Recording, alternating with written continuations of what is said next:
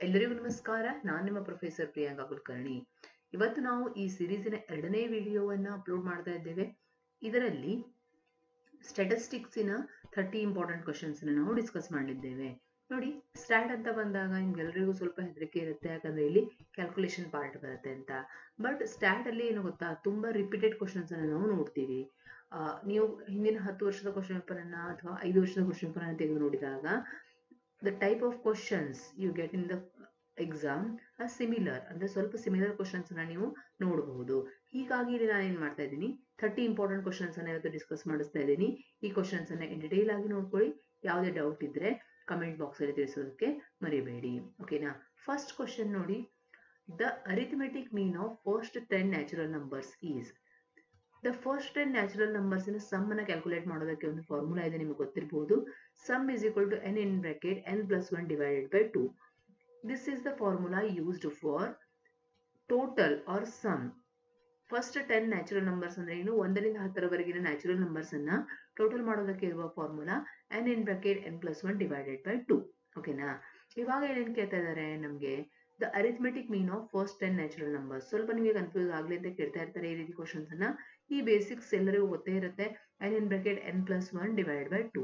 ಈಗ ನೀವೇನ್ ಮಾಡ್ತೀರಾ, first n in bracket n plus 1 divided by 2 ಮಾಡಿಕೊಂಡು ಟೋಟಲ್ ಅನ್ನ ಕ್ಯಾಲ್ಕುಲೇಟ್ ಮಾಡ್ತೀರಾ, ಹೌದಾ. ಟೋಟಲ್ ಅನ್ನ ಕ್ಯಾಲ್ಕುಲೇಟ್ ಮಾಡಿದಾಗ ಬರುವಂತಹ ಆನ್ಸರಿಗೆ ಡಿವೈಡೆಡ್ ಬೈ 10 ಅಂದ್ರೆ ಎಷ್ಟು ನಂಬರ್ಸ್ ಇದೆ, n is 10, ಹೌದಾ. ಈಗ ನನಗೆ ಹೇಳಿ, n is 10, n plus 1 ಅಂದ್ರೆ ಎಷ್ಟು, 10 plus 1 11, 10 into 11 divided by 10, ಓಕೆನಾ. n is 10, 10 plus 1 is 11, so 10 into 11 divided by 2 is, see 10 into 11 ಎಷ್ಟಾಗುತ್ತೆ ಹೇಳಿ, 10 into 11 110, ಹೌದಾ. 110 divided by 2, so answer is 55 divided by 10, 5.5. answer is 5.5. So ಇಲ್ಲಿ ನೀವು ನೆನ್ಪಿಟ್ಕೊಳ್ಬೇಕಾಗಿರೋದೇನು, ಈ ರೀತಿಯ ಕ್ವಶನ್ಸ್ ಬಂದಾಗ ಕನ್ಫ್ಯೂಸ್ ಆಗಬಾರ್ದು. ನಿಮಗೆ ಬೇಸಿಕ್ಸ್ ಚಿಕನ್ ನಿಂದ ನೀವು ಕಲಿತಾ ಬರ್ತಿರ್ತೀರಾ. The arithmetic the sum of first 10 natural numbers is n in bracket n plus 1 divided by 2 ಅಂತ, ಓಕೆನಾ. ಅದನ್ನ ಕ್ಯಾಲ್ಕುಲೇಟ್ ಮಾಡಿಕೊಂಡು ಆ ಸಮ್ಮಿಗೆ divided by n natural numbers ಅನ್ನ ಡಿವೈಡ್ ಮಾಡಬೇಕು, ಆಗ ನಿಮಗೆ ಆನ್ಸರ್ ಸಿಗುತ್ತೆ, ಓಕೆನಾ. Very easy. Then what is the next question, which of the following is not measure of central tendency. ನೋಡಿ, ಮೇಜರ್ಸ್ ಆಫ್ ಸೆಂಟ್ರಲ್ ಟೆಂಡೆನ್ಸಿ ಅಂತ ಬಂದಾಗ ಯಾವ್ಯಾವುದು ಬರುತ್ತೆ ಅಂದ್ರೆ ನಿಮಗೆ ಗೊತ್ತಿರಬೇಕು. ಮೇಜರ್ ಆಫ್ ಸೆಂಟ್ರಲ್ ಟೆಂಡೆನ್ಸಿ ಅಂದ್ರೆ ಏನು, ಒಂದು ಎವರೇಜ್ ಅಂತ ನಾವು ಹೇಳ್ತೀವಿ. ಒಂದು ಎವರೇಜ್ ನಂಬರ್, ಅದರ ಸುತ್ತಲೂ ಉಳಿದೆಲ್ಲ ಡೇಟಾಗಳು ಏನಾಗಿರ್ತಾ ಇರುತ್ತೆ, ರೊಟೇಟ್ ಆಗ್ತಾ ಇರುತ್ತೆ, ಅಥವಾ ಅದರ ಅರೌಂಡ್ ಎಲ್ಲ ಡೇಟಾಗಳೇನಾಗಿರುತ್ತೆ, ಪ್ಲೇಸ್ ಆಗಿರುತ್ತೆ. ಉಳಿದ ಎಲ್ಲ ನಂಬರ್ಸ್ ಅದರ ಸುತ್ತಮುತ್ತಲು ಪ್ಲೇಸ್ ಆಗಿರುತ್ತೆ. ಅಥವಾ ಆ ಒಂದು ಸೆಂಟ್ರಲ್ ಟೆಂಡೆನ್ಸಿಯಿಂದ ನಾವು ಉಳಿದೆಲ್ಲ ಡೇಟಾದ ಮೂವ್ಮೆಂಟ್ ನ ಅಳೆಯಬಹುದು. ಅವುಗಳನ್ನ ನಾವೇನಂತೀವಿ, ಮೇಜರ್ ಆಫ್ ಸೆಂಟ್ರಲ್ ಟೆಂಡೆನ್ಸಿ ಅಂತ ಕರಿತೀವಿ. ಮೇಜರ್ ಆಫ್ ಸೆಂಟ್ರಲ್ ಟೆಂಡೆನ್ಸಿಲಿ ಯಾವ್ಯಾವ್ದು ಬರುತ್ತೆ, ಮೀನ್, ಮೀಡಿಯನ್, ಮೋಡ್, ಓಕೆನಾ. ನೋಡಿ, ಅರಿಥಮೆಟಿಕ್ ಮೀನ್, ಜಿಯೋಮೆಟ್ರಿಕ್ ಮೀನ್ ಎಲ್ಲವೂ ಇರಲಿ ಬರುತ್ತೆ, mean, median and mode. But standard deviation ಏನಾಗುತ್ತೆ ಹೇಳಿ, standard deviation is the measure of dispersion, not central tendency. Measure of central ಟೆಂಡೆನ್ಸಿಗೆ ಮತ್ತೆ ಡಿಸ್ಪರ್ಷನ್ಗೆ ಏನ್ ಡಿಫ್ರೆನ್ಸ್, ಡಿಸ್ಪರ್ಷನ್ ಅಂದ್ರೆ ಏನು, ಮೇಜರ್ ಆಫ್ ಡಿಸ್ಪರ್ಷನ್ ಅಂದ್ರೆ ಏನು, ಒಂದು ನಾವೇನ್ ಮೀನ್ ಕ್ಯಾಲ್ಕುಲೇಟ್ ಮಾಡ್ತೀವಿ, ಅದರಿಂದ ನಮ್ಮ ಉಳಿದ ಡೇಟಾಗಳು ಎಷ್ಟು ದೂರದಲ್ಲಿದೆ ಅಥವಾ ಎಷ್ಟು ಅಂತರದಲ್ಲಿದೆ ಅನ್ನೋದನ್ನ ಹೇಳೋದು major of dispersion. For example, ಇವಾಗ 1 2 3 4 5 6 ಅಂತ ನಂಬರ್ ಅನ್ನ ಕೊಟ್ಟಿದ್ದಾರೆ ಅನ್ಕೊಳ್ಳಿ. ಈ ನಂಬರಿನ ಒಂದು ಎವರೇಜ್ ಏನೋ ಒಂದು ಬಂದಿದೆ. ಫಾರ್ ಎಕ್ಸಾಂಪಲ್ 36 ಇಸ್ ಎವರೇಜ್ ಅನ್ಕೊಳ್ಳಿ. 36 ಇಂದ 5 ಎಷ್ಟು ದೂರದಲ್ಲಿದೆ, ಸೊ ಅದನ್ನ ನಾವು ಮೇಜರ್ ಆಫ್ ಡಿಸ್ಪರ್ಷನ್ ಅಂತ ಕರಿತೀವಿ, ಓಕೆನಾ. ಮೇಜರ್ ಆಫ್ ಡಿಸ್ಪರ್ಷನ್ ಅಲ್ಲಿ ತೋರಿಸುತ್ತೆ, ಡಿಫರೆನ್ಸ್ ಅನ್ನ ತೋರಿಸುತ್ತೆ. ಸೆಂಟ್ರಲ್ ಟೆಂಡೆನ್ಸಿಯಿಂದ ಆ ಒಂದು ನಂಬರ್ಸ್ ಎಷ್ಟು ದೂರದಲ್ಲಿದೆ, ವಾಟ್ ಈಸ್ ದ ಡಿಫರೆನ್ಸ್ ಅನ್ನೋದನ್ನ ತೋರಿಸುತ್ತೆ. ಅದೇ ಮೇಜರ್ ಆಫ್ ಸೆಂಟ್ರಲ್ ಟೆಂಡೆನ್ಸಿ ಅನ್ನೋದು ಎವರೇಜ್ ಅನ್ನ ತೋರಿಸುತ್ತೆ, ಓಕೆ. ಸೊ ನೀವು ಯಾವಾಗ ನೆನ್ಪಿಟ್ಕೊಳ್ಬೇಕಾಗಿರೋದೇನು, ಮೇಜರ್ ಆಫ್ ಸೆಂಟ್ರಲ್ ಟೆಂಡೆನ್ಸಿಯಲ್ಲಿ ಮೀನ್, ಮೀಡಿಯನ್, ಮೋಡ್ ಬರುತ್ತೆ. ಮೀನ್ ಅಲ್ಲಿಯೂ ಕೂಡ arithmetic mean, geometric mean and harmonic ಮೀನ್ಗಳೆಲ್ಲವೂ ಬರುತ್ತೆ, ಮೀಡಿಯನ್ ಅಂಡ್ ಮೋಡ್. ಆದ್ರೆ ಸ್ಟ್ಯಾಂಡರ್ಡ್ ಡೆವಿಯೇಷನ್ ಅನ್ನೋದು, ಸ್ಟ್ಯಾಂಡರ್ಡ್ ಡೆವಿಯೇಷನ್ ಆಗಿರ್ಬೋದು, ವೇರಿಯೇಷನ್ ಆಗಿರ್ಬೋದು, ಇವೆಲ್ಲವೂ ಒಂದು ಮೇಜರ್ ಆಫ್ ಡಿಸ್ಪರ್ಷನ್ ಇನ ಎಕ್ಸಾಂಪಲ್ಸ್ ಆಗುತ್ತೆ. ನೆಕ್ಸ್ಟ್ ನೋಡಿ, if the data set is positively skewed, then mean ಏನ್ ಹೇಳ್ತಾ ಇದ್ದಾರೆ, ಪಾಸಿಟಿವ್ ಆಗಿ ಡೇಟಾಗಳು ಸ್ಕ್ಯೂಡ್ ಆಗಿದ್ದಾಗ ಈ ಮುಂದೆ ಕೊಟ್ಟಿರುವಂತಹ 4 ಆಪ್ಷನ್ ಅಲ್ಲಿ ಯಾವ ಕ್ಯಾರೆಕ್ಟರಿಸ್ಟಿಕ್ಸ್ ಅನ್ನೋದು ತೋರಿಸುತ್ತೆ. Mean is less than median, median is less than mode, ಅಥವಾ ಅಥವಾ mean is more than median, median ಗಿಂತನೂ ಮೀಡಿಯನ್ ಅನ್ನೋದು ಮೋಡ್ಗಿಂತನೂ ಜಾಸ್ತಿ ಆಗಿರುತ್ತಾ, ಅಥವಾ ಎಸ್ mode is more than median, median is more than mean and all the three are equal. ಮೊದಲನೇದಾಗಿ ನಿಮ್ಗೆ ಏನ್ ಗೊತ್ತಿರಬೇಕು, ಇಲ್ಲಿ ಸ್ಕ್ಯೂನೆಸ್ ಅಂದ್ರೆ ಏನು, ಎಸ್ ಸ್ಕ್ಯೂನೆಸ್ ಅಂದ್ರೆ ಏನು ಅಂತ ಗೊತ್ತಿರಬೇಕು. ಅದೇ ರೀತಿ ನಿಮಗೆ positive, negative and zero skewness ಅಂದ್ರೆ ಏನು ಅಂತ ಕೂಡ ಗೊತ್ತಿರಬೇಕು. ಓಕೆನಾ? ಸ್ಕ್ಯೂನೆಸ್ ಅಂದ್ರೆ ಏನು ಹೇಳಿ, what is the meaning of skewness? Yes yes skewness ಅಂದ್ರೆ ಏನು ಅಂತ ನಿಮಗೆ ಗೊತ್ತಾ? ಸ್ಕ್ಯೂನೆಸ್ ಅಂದ್ರೆ ನೋಡಿ, ಡೇಟಾ ಇವಾಗ ಡಿಸ್ಟ್ರಿಬ್ಯೂಷನ್, ಡೇಟಾದ ಡಿಸ್ಟ್ರಿಬ್ಯೂಷನ್ ಅನ್ನು ನಾವು ನೋಡ್ತೀವಿ. ಆ ಡಿಸ್ಟ್ರಿಬ್ಯೂಷನ್ ಅಲ್ಲಿ ಆ ಡೇಟಾ ಈಕ್ವಲ್ ಆಗಿ ಎಲ್ಲ ಕಡೆನೂ ಹರಡಿದ್ರೆ ಅದನ್ನ ನಾವೇನಂತೀವಿ, ನೋ ಸ್ಕ್ಯೂನೆಸ್ ಅಂತ ಕರಿತೀವಿ, ಅಥವಾ ಝೀರೋ ಸ್ಕ್ಯೂನೆಸ್ ಅಂತ ಕರಿತೀವಿ. ಅದರ ಅರ್ಥ ಏನು? Data is perfectly symmetrical like a bell shaped diagram. ನೋಡಿ, ನೀವು ನಾರ್ಮಲ್ ಡಿಸ್ಟ್ರಿಬ್ಯೂಷನ್ ಕರ್ವ್ ಅನ್ನು ನೋಡಿದೀರಾ? ನಾರ್ಮಲ್ ಡಿಸ್ಟ್ರಿಬ್ಯೂಷನ್ ಕರ್ವ್ ಅನ್ನು ನೋಡಿರ್ತೀರಾ? ಇದು ನೋಡಿ, ಇಲ್ಲಿ ನಾನು ತೋರಿಸಿರೋದು ಪಾಸಿಟಿವ್ಲಿ ಸ್ಕ್ಯೂಡ್ ಡಿಸ್ಟ್ರಿಬ್ಯೂಷನ್. ಅಂದ್ರೆ ಇಲ್ಲಿ ಒಂದು ನಿಮ್ಗೆ ಏನಿದ್ ಲೈನ್ ಅಥವಾ ಇದು ಏನು ಡಯಾಗ್ರಾಮ್ ಕಾಣ್ತಾ ಇದೆ, ಇದು ರೈಟ್ ಸೈಡಿಗೆ, ಈ ಒಂದು ಟೇಲ್ ಏನಿದೆ ರೈಟ್ ಸೈಡಿಗೆ ಜಾಸ್ತಿ ಉದ್ದ ಕಾಣ್ತಾ ಇದೆ, ಹೌದಾ? ದಿಸ್ ಪರ್ಟಿಕ್ಯುಲರ್ ಟೇಲ್ ಇದನ್ನ ರೈಟ್ ಸೈಡಿಗೆ ಜಾಸ್ತಿ ಇದ್ದಾಗ ನಾವೇನಂತೀವಿ, ಪಾಸಿಟಿವ್ಲಿ ಸ್ಕ್ಯೂಡ್. ಇದರ ಅರ್ಥ ಏನು ಹೇಳಿ? ಇಲ್ಲಿ ಮೀನ್ ಅನ್ನೋದು ಸೆಂಟರ್ ಅಲ್ಲಿ ಮೀನ್, ಮೀಡಿಯನ್, ಮೋಡ್ ಅಂತ ವ್ಯಾಲ್ಯೂಸ್ ಇರುತ್ತೆ, ಸೆಂಟ್ರಲ್ ಟೆಂಡೆನ್ಸಿ ವ್ಯಾಲ್ಯೂಸ್. ಮೀನ್ ಅಂದ್ರೆ ಏನು? ಎವರೇಜ್, ಎವರೇಜ್ ಮಧ್ಯದಲ್ಲಿ ಇರುತ್ತೆ. ಇವಾಗ ನೋಡಿ, ಮೀನ್ ಅನ್ನೋದು 2.02 ಅಂತ ಹೇಳ್ತಾ ಇದ್ದಾರೆ. ಈಗ ದಿಸ್ ಈಸ್ ದ ಮೀನ್, ಹೌದಾ? 2.02 ಇಲ್ಲಿ ಒಂದು ಮೀನಿನ ವ್ಯಾಲ್ಯೂ ತೋರಿಸುತ್ತೆ, ರೆಡ್ ಇರುವಂತಹ ಲೈನ್. ಅದೇ ರೀತಿ ಮೀಡಿಯನ್, ಮೋಡ್ ಕೂಡ ಇಲ್ಲೇ ಅಕ್ಕಪಕ್ಕದಲ್ಲೇ ಇದೆ, ಬಟ್ ಸೇಮ್ ಅಲ್ಲ, ಇದೇ ವ್ಯಾಲ್ಯೂ ಅಲ್ಲ, ಹೌದಾ? ಈಗ ನೀವು ಮೊದಲನೇದಾಗಿ ನೆನ್ಪಿಟ್ಕೊಳ್ಬೇಕು, ಸ್ಕ್ಯೂನೆಸ್ ಅಂದ್ರೆ ಏನು? ಒಂದು ಡೇಟಾ ಅಥವಾ ಇನ್ಫಾರ್ಮೇಶನ್ ಇದೆ, ಅದರ ಒಂದು ಸ್ಪ್ರೆಡ್ ಈಕ್ವಲ್ ಆಗಿದ್ದಾಗ, ಅಥವಾ ಎಲ್ಲ ಕಡೆನೂ ಈಕ್ವಲ್ ಆಗಿದ್ದು ಸ್ಪ್ರೆಡ್ ಆಗಿದ್ದಾಗ, ಈ ಒಂದು ನಾರ್ಮಲ್ ಡಿಸ್ಟ್ರಿಬ್ಯೂಷನ್ ಕರ್ವ್ ಏನಿದೆ ಬೆಲ್ ಶೇಪ್ ಅಲ್ಲಿ ಇರುತ್ತೆ. ಇವಾಗ ಪರ್ಫೆಕ್ಟ್ ಆಗಿ ಬೆಲ್ ಶೇಪ್ ಅಲ್ಲಿ ಇರುತ್ತೆ ಈ ರೀತಿ. ಈಗ ಇರೋದು ರೈಟ್ ಅಲ್ಲಿ, ಇದು ಏನಾಗ್ತಾ ಇದೆ ಹೇಳಿ, ಟೇಲ್ ತೋರಿಸ್ತಾ ಇದೆ, ದಿಸ್ ಪರ್ಟಿಕ್ಯುಲರ್ ಲೈನ್ ರೈಟ್ ಅಲ್ಲಿ ಟೇಲ್ ಅನ್ನ ತೋರಿಸ್ತಾ ಇದೆ ನಮಗೆ, ಹೌದಾ? ಇದೇ ನೆಗೆಟಿವ್ಲಿ ಸ್ಕ್ಯೂಡ್ ಇದ್ದಾಗ ಏನಾಗುತ್ತೆ, ಲೆಫ್ಟ್ ಸೈಡ್ ಅಲ್ಲಿ ಟೇಲ್ ಅನ್ನ ತೋರಿಸುತ್ತೆ. ಅಂದ್ರೆ ಲೆಫ್ಟ್ ಸೈಡ್ ಅಲ್ಲಿ ಈ ಒಂದು ಉದ್ದವಾದ ಒಂದು ಬಾಲದ ತರ ಟೇಲ್ ತರ ಏನ್ ತೋರಿಸ್ತಾ ಇದೆ, ಇದು ಲೆಫ್ಟ್ ಅಲ್ಲಿ ನಮಗೆ ತೋರಿಸುತ್ತೆ. ಓಕೆನಾ? ಡಯಾಗ್ರಾಮ್ ಅನ್ನ ನೋಡಕ್ ಹೋದ್ರೆ ಅದೇ ಇವನ್ ಆಗಿ ಅಥವಾ ಈಕ್ವಲ್ ಆಗಿ ಸ್ಪ್ರೆಡ್ ಆಗಿದ್ರೆ ಬೆಲ್ ಶೇಪ್ ಅಲ್ಲಿ ಇರುವಂತ ಡಯಾಗ್ರಾಮ್ ಅನ್ನ ನಾವು ನೋಡ್ತೀವಿ. ನೀವು ಈ ಒಂದು ಬ್ಲೂ ಲೈನ್ ಏನಿದೆ ಈ ಡಯಾಗ್ರಾಮ್ ಅನ್ನ ನೋಡ್ಬೇಕು, ಈ ಒಂದು ಲೈನ್ ಅನ್ನ ನೋಡ್ಬೇಕು. ಇವಾಗ ಮೊದಲನೇದಾಗಿ ಸ್ಕ್ಯೂನೆಸ್ ಅಂದ್ರೆ ಏನು? ಸ್ಕ್ಯೂನೆಸ್ ಅಂದ್ರೆ ಡೇಟಾ ಯಾವ ರೀತಿ ಸ್ಪ್ರೆಡ್ ಆಗಿದೆ. ಡೇಟಾ ಈಕ್ವಲ್ ಆಗಿ ಸ್ಪ್ರೆಡ್ ಆಗಿದ್ರೆ ಸ್ಕ್ಯೂನೆಸ್ ಇಸ್ ಝೀರೋ, ಅಂದ್ರೆ ಅಲ್ಲಿ ಯಾವುದೇ ರೀತಿಯ ಡಿಫರೆನ್ಸ್ ಇಲ್ಲ, ಏರಿಳಿತ ಇಲ್ಲ. ಸ್ಕ್ಯೂನೆಸ್ ಏನಾಗಿದೆ? ಈಕ್ವಲ್ ಆಗಿದೆ, ಅಂದ್ರೆ ಸ್ಕ್ಯೂನೆಸ್ ಇಸ್ ಝೀರೋ ಅಂತ ಅರ್ಥ. ಸ್ಕ್ಯೂನೆಸ್ ಇಸ್ ಝೀರೋ ಅಂದ್ರೆ ಡೇಟಾ ಕರೆಕ್ಟ್ ಆಗಿ ಈಕ್ವಲ್ ಆಗಿ ಸ್ಪ್ರೆಡ್ ಆಗಿದೆ. ಪಾಸಿಟಿವ್ಲಿ ಸ್ಕ್ಯೂಡ್ ಅಂದ್ರೆ ಏನು ಹೇಳಿ? ಪಾಸಿಟಿವ್ಲಿ ಸ್ಕ್ಯೂಡ್ ಅಂದ್ರೆ ಈ ರೀತಿ ಟೇಲ್ ಬಂದಿರುತ್ತೆ. ಓಕೆನಾ? Tail is on right side. Tail ಯಾವ ಸೈಡ್ ಇರುತ್ತೆ? ರೈಟ್ ಸೈಡ್ ಇರುತ್ತೆ.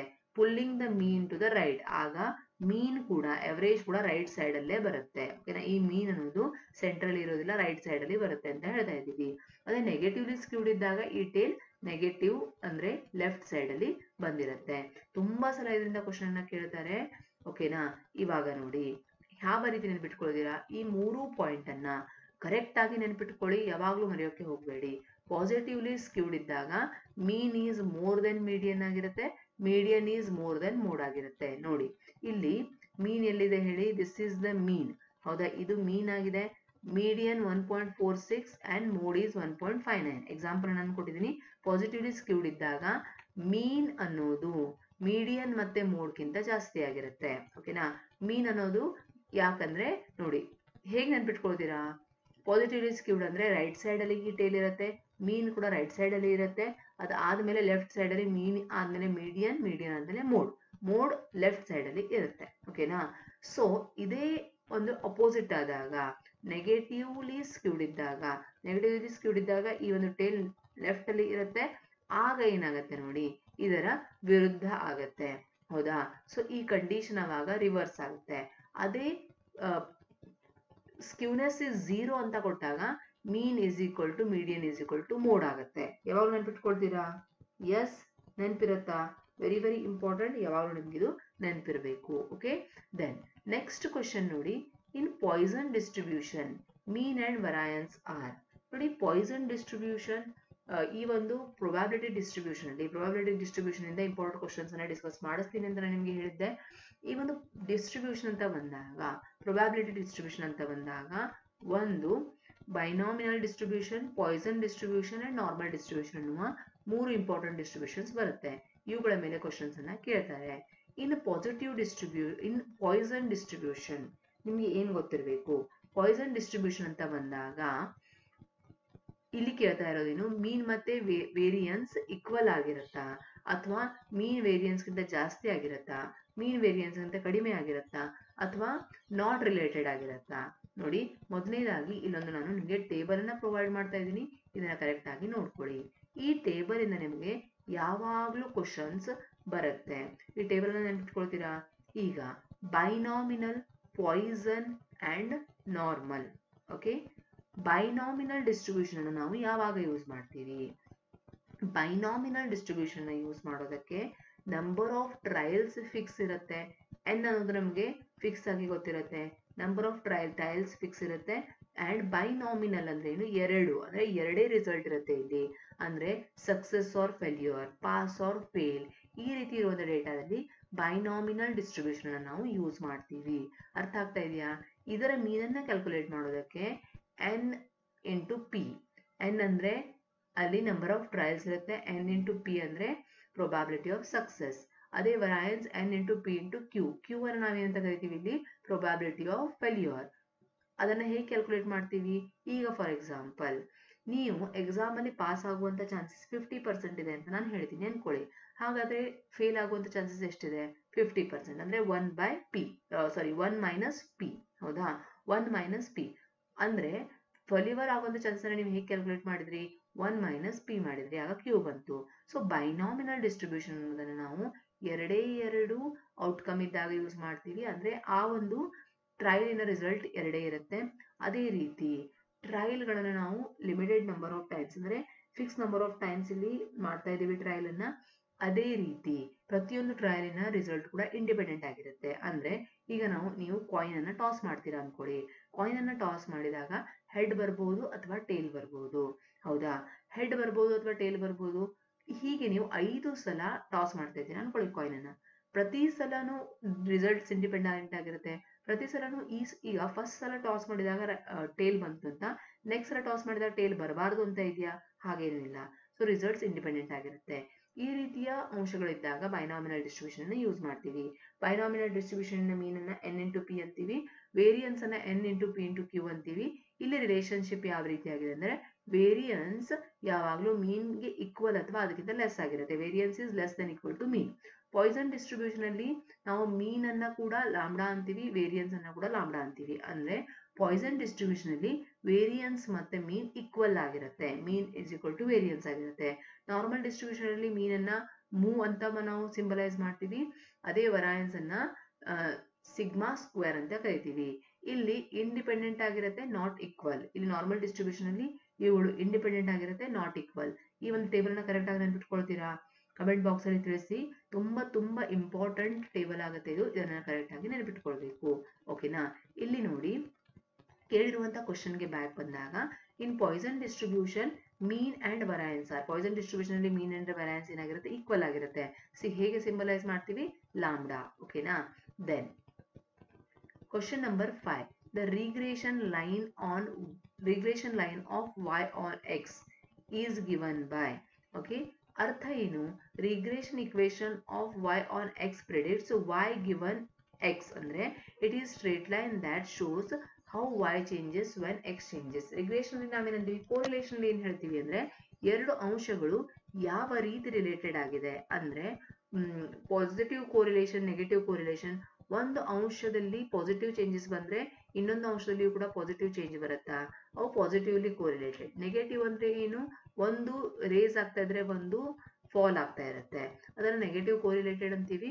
ನೋ ಕೋರಿಲೇಷನ್ ಅಂದ್ರೆ ಒಂದಕ್ಕೊಂದು ಯಾವುದೇ ರೀತಿ ರಿಲೇಟೆಡೇ ಇರೋದಿಲ್ಲ. ಅದೇ ರಿಗ್ರೆಷನ್ ಅಂತ ಬಂದಾಗ ನಾವೇನಂತೀವಿ? ಒಂದು ಅಂಶದಲ್ಲಿ ಎಷ್ಟು ಪರ್ಸೆಂಟ್ ಚೇಂಜ್ ಮಾಡಿದ್ರೆ ಇನ್ನೊಂದು ಅಂಶದಲ್ಲಿ ಎಷ್ಟು ಪರ್ಸೆಂಟ್ ಚೇಂಜ್ ಆಗ್ಬಹುದು ಅನ್ನೋದನ್ನ ಕರೆಕ್ಟ್ ಆಗಿ ನಾವು ಫಾರ್ಮುಲಾ ಯೂಸ್ ಮಾಡಿ ಇಲ್ಲಿ ಕ್ಯಾಲ್ಕುಲೇಟ್ ಮಾಡಕ್ಕೆ ಸಾಧ್ಯ ಆಗುತ್ತೆ ರಿಗ್ರೆಷನ್ ಅಲ್ಲಿ. ಹಾಗಾದ್ರೆ ರಿಗ್ರೆಷನ್ ಅಲ್ಲಿ 2 ರಿಗ್ರೆಷನ್ ಲೈನ್ಸ್ ಬರುತ್ತೆ, y on x, x on y ಅಂತ. y on x ನ ಅರ್ಥ ಏನು? ಇದು ಏನ್ ಹೇಳುತ್ತೆ ಅಂದ್ರೆ ಹೌ y ಚೇಂಜಸ್, y ಅಲ್ಲಿ ಯಾವ ರೀತಿ ಚೇಂಜಸ್ ಆಗುತ್ತೆ, x ಅಲ್ಲಿ ಚೇಂಜಸ್ ಅನ್ನ ಮಾಡಿದಾಗ. ಸೊ ಅದನ್ನ y on x ಅಂತ ಕರಿತೀವಿ. ಅದೇ x on y ಅಂದ್ರೆ x ಅಲ್ಲಿ ಯಾವ ರೀತಿ ಚೇಂಜಸ್ ಆಗುತ್ತೆ, ಮೊದಲು ಬರುವಂತಹ ಅಂಶದಲ್ಲಿ ಚೇಂಜಸ್ ಆಗ್ತಾ ಇರುತ್ತೆ, ಎರಡನೇ ಅಂಶದಲ್ಲಿ ನಾವು ಚೇಂಜಸ್ ಅನ್ನ ಮಾಡ್ತಾ ಇರ್ತೀವಿ. ಈಗ y on x ಅಂದ್ರೆ y ಅಲ್ಲಿ ಯಾವ ರೀತಿ ಚೇಂಜಸ್ ಆಗುತ್ತೆ, x ಅಲ್ಲಿ ಚೇಂಜಸ್ ಅನ್ನ ಮಾಡೋದ್ರಿಂದ. ಅರ್ಥ ಆಯ್ತಾ? So the regression line of y on x is given by, y on x ಅನ್ನ ಹೇಗೆ ನಾವು ಸಿಂಬಲೈಸ್ ಮಾಡ್ತೀವಿ, y is equal to a plus bx. ಇದನ್ನೇ x on y ಅಂದ್ರೆ ಯಾವ ರೀತಿ ಮಾಡ್ತೀವಿ ಹೇಳಿ, ಇದರ ರಿವರ್ಸ್. ಮುಂದೆ ನಾನು ಅದರ ಬಗ್ಗೆ ನಿಮ್ಗೆ ಹೇಳ್ತೀನಿ. ಇಲ್ಲಿ ನೀವು ನೆನಪಿಟ್ಕೊಳ್ಬೇಕಾಗಿರೋದೇನು, y on x ಅಂದ್ರೆ y ಅಲ್ಲಿ ಯಾವ ರೀತಿ ಚೇಂಜಸ್ ಆಗುತ್ತೆ, x ಅಲ್ಲಿ ಚೇಂಜಸ್ ಅನ್ನ ಮಾಡೋದ್ರಿಂದ. ಇಲ್ಲಿ ಯಾವ ರೀತಿ ನಾವು ಅದನ್ನ ಬರೀತೀವಿ, a plus bx ಅಂತ ನಾವು ಬರಿತೀವಿ. ಇದು ಒಂದು ಸ್ಟ್ರೇಟ್ ಲೈನ್ ಆಗಿರುತ್ತೆ. ಏನನ್ನ ಶೋ ಮಾಡುತ್ತೆ, how y changes when x changes ಅಂತ ಶೋ ಮಾಡುತ್ತೆ. Okay, then if correlation coefficient r is equal to 0, it means, ನೋಡಿ ಕೋರಿಲೇಷನ್ ಕೋಎಫಿಷಿಯಂಟ್ ಅಲ್ಲಿ r is equal to 0 the ಅರ್ಥ ಏನು, r is equal to 0 the ಅರ್ಥ ನೋಡಿ x and y are uncontrolled ಅಂತ ಅರ್ಥ. ಅಂದ್ರೆ ಹೌದು, ಯಾವುದೇ ರೀತಿಯಲ್ಲಿ ನೋಡಿ ಏನೇನು ಆಪ್ಷನ್ ಕೊಟ್ಟಿದ್ದಾರೆ, x and y are independent ಅಂತನ, x and y are uncontrolled ಅಂತನ, x and y are negatively related ಅಂತನ, x and y are perfectly related ಅಂತನ. ನೋಡಿ ನೆಗೆಟಿವ್ಲಿ ರಿಲೇಟೆಡ್ ಅಂತಾನು ಅಲ್ಲ, ಯಾಕಂದ್ರೆ 0 ಅಂತ ಹೇಳ್ತಾ ಇದೀವಿ. ಒಂದು ರೇಸ್ ಆಗ್ತಾ ಇದ್ರೆ ಒಂದು ಫಾಲ್ ಆಗ್ತಾ ಇದ್ರೆ ನೆಗೆಟಿವ್ಲಿ ರಿಲೇಟೆಡ್ ಅಂತ ಹೇಳಬಹುದು. X and y R perfectly related ಅಂತಾನು ಇಲ್ಲ ಇಲ್ಲಿ. ಅದೇ ರೀತಿ ಇಂಡಿಪೆಂಡೆಂಟ್ ಅಂತಾನು ಹೇಳ್ತಾ ಇಲ್ಲ ಇದು. ಓಕೆನಾ, ಇದೆರಡು ಅಂಶಗಳು ರಿಲೇಟೆಡ್ ಅಂತಾನು ಹೇಳ್ತಾ ಇಲ್ಲ. ನೋಡಿ ಕೋರಿಲೇಷನ್ ಕೋಎಫಿಷಿಯಂಟ್ ಅರ್ಥ ಮಾಡ್ಕೊಳ್ಳಿ. Correlated coefficient is equal to 0 ಅಂದ್ರೆ ಈ ಎರಡು ಅಂಶಗಳು ಅನ್ಕಂಟ್ರೋಲೇಬಲ್ ಆಗಿದೆ ಅಂತ ಅರ್ಥ. X and y are not uncontrolled, uncorrelated ಅಂದ್ರೆ ನಾಟ್ ಕೋರಿಲೇಟೆಡ್ ಅಂತ ಅರ್ಥ. Yes, sorry for the mistake, not correlated. ನೋಡಿ x and y are not correlated. Okay, not correlated 0 ಇದ್ದಾಗ ನಾಟ್ ಕೋರಿಲೇಟೆಡ್ ಅಥವಾ ಅನ್ಕೋರಿಲೇಟೆಡ್ ಅಂತೀವಿ. ಶಬ್ದ ನೀವು ಕರೆಕ್ಟ್ ಆಗಿ ನೋಡ್ಕೊಳ್ಬೇಕು, ನನ್ನ ಹಾಗೆ ಕನ್ಫ್ಯೂಷನ್ ಮಾಡ್ಕೊಳ್ಬೇಡಿ. Uncorrelated, not controlled. 0 ಅಂತ ಬಂದಾಗ ಅಂಶಗಳು ಕೋರಿಲೇಟೆಡ್ ಇಲ್ಲ ಅಂತ ನಾವು ಹೇಳ್ತೀವಿ. ಎಸ್, ಅಂದ್ರೆ ಅಲ್ಲಿ ಲೀನಿಯರ್ ರಿಲೇಶನ್ಶಿಪ್ ಇಲ್ಲ, ಡೈರೆಕ್ಟ್ ರಿಲೇಶನ್ಶಿಪ್ ಇಲ್ಲ, but variables may be still dependent in the non linear way. ಹಾಗಾದ್ರೆ ಮ್ಯಾಮ್ ಅನ್ಕಂಟ್ರೋಲ್ಡ್ ಅಂತ ನೀವು ಹೇಳಿ, ಅನ್ಕೋರಿಲೇಟೆಡ್ ಅಂತ ನೀವು ಹೇಳಿದ್ರಿ. ಅನ್ಕೋರಿಲೇಟೆಡ್ ಅನ್ನೋ ಬದಲಿಗೆ ದೇ ಆರ್ ಇಂಡಿಪೆಂಡೆಂಟ್ ಅಂತ ಹೇಳ್ಬೋದಾ? ನೋಡಿ, ಎರಡು ಶಬ್ದಗಳಿದೆ, ಕರೆಕ್ಟ್ ಆಗಿ ನೆನ್ಪಿಟ್ಕೊಳ್ಳಿ. ಒಂದು, ಎರಡು ರಿಲೇಟೆಡ್ ಇಲ್ಲ, ಅನ್ಕೋರಿಲೇಟೆಡ್ ಅಂತ ಹೇಳ್ತಾ ಇದೀವಿ ನಾವು. ಅಂದ್ರೆ ಅವುಗಳ ಮೂವ್ಮೆಂಟ್ ಒಂದರ ಮೇಲೆ ಒಂದು ಡಿಪೆಂಡೆಂಟ್ ಆಗಿಲ್ಲ, ಇಲ್ಲಿ ಅನ್ಕೋರಿಲೇಟೆಡ್ ಆಗಿದೆ. ಈಗ ತೋರಿಸ್ತಾ ಇರುವಂತ ರಿಲೇಷನ್ ಅಂದ್ರೆ ಫಾರ್ ಎಕ್ಸಾಂಪಲ್ ಹೇಗೆ, ಫಾರ್ ಎಕ್ಸಾಂಪಲ್ ಈಗ ನೋಡಿ, ಒಂದು ನಾವೇನಂತೀವಿ, ಯಾವುದೋ ಒಂದು ರೋಗಕ್ಕೆ, ಹೌದಾ, ಯಾವುದೋ ಒಂದು ರೋಗಕ್ಕೆ ಪೊಲ್ಯೂಷನ್ ಕಾರಣ ಇದೆ ಅಂತ ನಾವು ಹೇಳ್ತಾ ಇದೀವಿ ಅನ್ಕೊಳ್ಳಿ. For example lung problem. Okay, pollution is the reason for lung problem. ಓಕೆನಾ, ಹೀಗೆ ಇದ್ದಾಗ ಡೈರೆಕ್ಟ್ ಆಗಿ ರಿಲೇಟೆಡ್ ಆಗಿದೆ ಇದು. ಕೆಲವೊಂದು ಅಂಶಗಳು ಹೇಗಿರುತ್ತೆ, ಡೈರೆಕ್ಟ್ ಆಗಿ ರಿಲೇಟೆಡ್ ಇರೋದಿಲ್ಲ. ಕೆಲವೊಂದು ಅಂಶಗಳು ಇಂಡಿಪೆಂಡೆಂಟ್ ಆಗಿರುತ್ತೆ. ಕೆಲವೊಂದು ಅಂಶಗಳು ಡೈರೆಕ್ಟ್ ಆಗಿ ಡಿಪೆಂಡೆಂಟ್ ಆಗಿರೋದಿಲ್ಲ, ಬಟ್ ಸ್ವಲ್ಪ ಎಲ್ಲೋ ಡಿಪೆಂಡೆನ್ಸಿ ಇರುತ್ತೆ, ಇಂಡೈರೆಕ್ಟ್ ಡಿಪೆಂಡೆನ್ಸಿ ಇರುತ್ತೆ. ಓಕೆನಾ, ಆ ರೀತಿ. So if correlation coefficient is equal to 0 ಅಂತ ಬಂದ್ರೆ, correlation coefficient is equal to 0 ಅಂತ ಬಂದ್ರೆ ಆಗ ನೀವು ನೆನ್ಪಿಟ್ಕೊಳ್ತೀರಾ ಅನ್ಕೋರಿಲೇಟೆಡ್. ಅರ್ಥ ಆಯ್ತಾ? Uncorrelated but may still dependent in non linear way. Direct ಆಗಿ ಡಿಪೆಂಡೆಂಟ್ ಇಲ್ಲ ಅಂದ್ರೂ ಎಲ್ಲೋ ಒಂದು ಕಡೆ ಇಂಡೈರೆಕ್ಟ್ ಆಗಿ ಡಿಪೆಂಡೆಂಟ್ ಇರಬಹುದು, ಆದ್ರೆ ಕೋರಿಲೇಟೆಡ್ ಆಗಿಲ್ಲ. ಅರ್ಥ ಆಯ್ತಾ? Then for binomial distribution the probability of exactly r success in n trial is, ನೋಡಿ ಇಂದಿನ ಲೈವ್ ಕ್ಲಾಸ್ ಅಲ್ಲಿ ನಾವು ಇದನ್ನ ಡಿಸ್ಕಸ್ ಮಾಡಿದ್ವಿ. For my paid class students, binomial distribution formula ಯಾವುದು ಅಂತ ಎ, ಹೌದಾ? ಪ್ರೊಬಾಬಿಲಿಟಿ ಮಾಸ್ ಫಂಕ್ಷನ್ ಕ್ಯಾಲ್ಕುಲೇಟ್ ಮಾಡುವ ಫಾರ್ಮುಲಾ ಹೇಗೆ, n choose r into p's power r into p's power n minus r, ಈ ರೀತಿ ನಾವು ಕ್ಯಾಲ್ಕುಲೇಟ್ ಮಾಡ್ತೀವಿ. ಇಲ್ಲಿ n choose r ಅಂದ್ರೆ ಎಕ್ಸಾಕ್ಟ್ಲಿ ಆರ್ ಬರುವಂತಹ ಚಾನ್ಸಸ್ ಎಷ್ಟು, number of trials n number of trials ಮಾಡಿದಾಗ ಎಕ್ಸಾಕ್ಟ್ಲಿ ಆರ್ ಬರುವಂತ ಚಾನ್ಸಸ್ ಎಷ್ಟು ಅಂತ ಕ್ಯಾಲ್ಕುಲೇಟ್ ಮಾಡೋದು. n choose r into probability of r ಅಂದ್ರೆ probability of that particular choice into q minus r, total choice ಅಲ್ಲಿ ಆ ಚಾಯ್ಸ್ ಅನ್ನ ಲೆಸ್ ಮಾಡಿದಾಗ ಬರುವಂತಹ ಒಂದು ಪವರ್ ನಾವು ಇಲ್ಲಿ ತೆಗೆದುಕೊಳ್ತೀವಿ. ಓಕೆನಾ? Then which of the following is not property of normal distribution. ನೋಡಿ, ನಾರ್ಮಲ್ ಡಿಸ್ಟ್ರಿಬ್ಯೂಷನ್ ಅಂತ ಬಂದಾಗ ನಾನು ತುಂಬಾ ಸಲ ನಿಮಗೆ ಹೇಳಿದ್ದೀನಿ, mean is equal to median is equal to mode ಇರುತ್ತೆ, ಹೌದಾ? ಅದೇ symmetrical about mean. Symmetrical about mean ಅಂದ್ರೆ ಏನು? ಇಲ್ಲಿ ನಾನು ಹೇಳಿದೆ ನಿಮಗೆ, ಸ್ಕ್ಯೂನೆಸ್ ಅಲ್ಲಿ ಹೇಳುವಾಗ ಕೂಡ ಅಸಿಮೆಟ್ರಿಕ್ ಇರೋದಿಲ್ಲ, ಸಿಮೆಟ್ರಿಕ್ ಇರುತ್ತೆ. ಸಿಮೆಟ್ರಿಕ್ ಅಂದ್ರೆ ಏನು? Central mean, median, mode central ಇರುತ್ತೆ, ಮೂರು ಕೂಡ ಈಕ್ವಲ್ ಆಗಿರುತ್ತೆ. Total area is equal to 1 ಇರುತ್ತೆ. ಈ ಪ್ರಾಪರ್ಟೀಸ್ ಅನ್ನ ಯಾವಾಗ ನೆನಪಿಟ್ಕೊಳ್ಳಿ ಅಂದ್ರೆ, ಒಂದು ನಾರ್ಮಲ್ ಡಿಸ್ಟ್ರಿಬ್ಯೂಷನ್ ಕರ್ವ್ ಅನ್ನ, ಬೆಲ್ ಶೇಪಿನ ಕರ್ವ್ ಇರುತ್ತೆ ನಾರ್ಮಲ್ ಡಿಸ್ಟ್ರಿಬ್ಯೂಷನ್ ಕರ್ವ್. ಇದರಲ್ಲಿ ಸಿಮೆಟ್ರಿಕಲ್ ಅಬೌಟ್ ಮೀನ್ ಅಂದ್ರೆ ಮೀನ್ ಈಕ್ವಲ್ ಆಗಿರುತ್ತೆ, ಸಿಮೆಟ್ರಿಕಲ್ ಆಗಿರುತ್ತೆ, ಮೀನ್, ಮೀಡಿಯನ್, ಮೋಡ್ ಈಕ್ವಲ್ ಆಗಿರುತ್ತೆ, total area is equal to 1 ಆಗಿರುತ್ತೆ. ಆದ್ರೆ mean is more than median is equal to mode ಅನ್ನೋದು ಎಲ್ಲಿ ಬಂತು ಹೇಳಿ? This was under skewness, positive skewness ಅಲ್ಲಿ ನಾವು ನೋಡಿದ್ವಿ. ಓಕೆನಾ? In normal curve mean is equal to median is equal to mode ಆಗಿರುತ್ತೆ. Then when the sample size increases the standard error. ಮೊದಲನೇದಾಗಿ ನನಗೆ ಹೇಳಿ, ಸ್ಟ್ಯಾಂಡರ್ಡ್ ಎರರ್ ಅಂದ್ರೆ ಏನು? ಸ್ಟ್ಯಾಂಡರ್ಡ್ ಎರರ್ ಅಂದ್ರೆ ನಾವು ಒಂದು ಎಕ್ಸ್ಪೆಕ್ಟೆಡ್ ರಿಸಲ್ಟ್ ಅನ್ನ ಎಕ್ಸ್ಪೆಕ್ಟ್ ಮಾಡಿರ್ತೀವಿ, ಅಥವಾ ಒಂದು ರಿಸಲ್ಟ್ ಅನ್ನ ಎಕ್ಸ್ಪೆಕ್ಟ್ ಮಾಡಿರ್ತೀವಿ, ಆದ್ರೆ ನಮ್ಮ ಆಕ್ಚುಯಲ್ ರಿಸಲ್ಟ್ ಬೇರೆ ಬರುತ್ತೆ, ಹೌದಾ? ಅದನ್ನ ನಾವು ಸ್ಟ್ಯಾಂಡರ್ಡ್ ಎರರ್ ಅಂತ ಕರಿತೀವಿ. ಇನ್ ಯೂಶುವಲ್ ಸಿಂಪಲ್ ಲ್ಯಾಂಗ್ವೇಜ್ ನಾವು ಇದನ್ನ ರಿಸರ್ಚ್ ಅಲ್ಲಿ ಯೂಸ್ ಮಾಡ್ತೀವಿ. ಈಗ ಸ್ಯಾಂಪಲ್ ಸೈಜ್ ಜಾಸ್ತಿ ಆದ ಹಾಗೆ, ಓಕೆನಾ, ಸ್ಯಾಂಪಲ್ ಸೈಜ್ ಜಾಸ್ತಿ ಆದ ಹಾಗೆ ಏನಾಗುತ್ತೆ?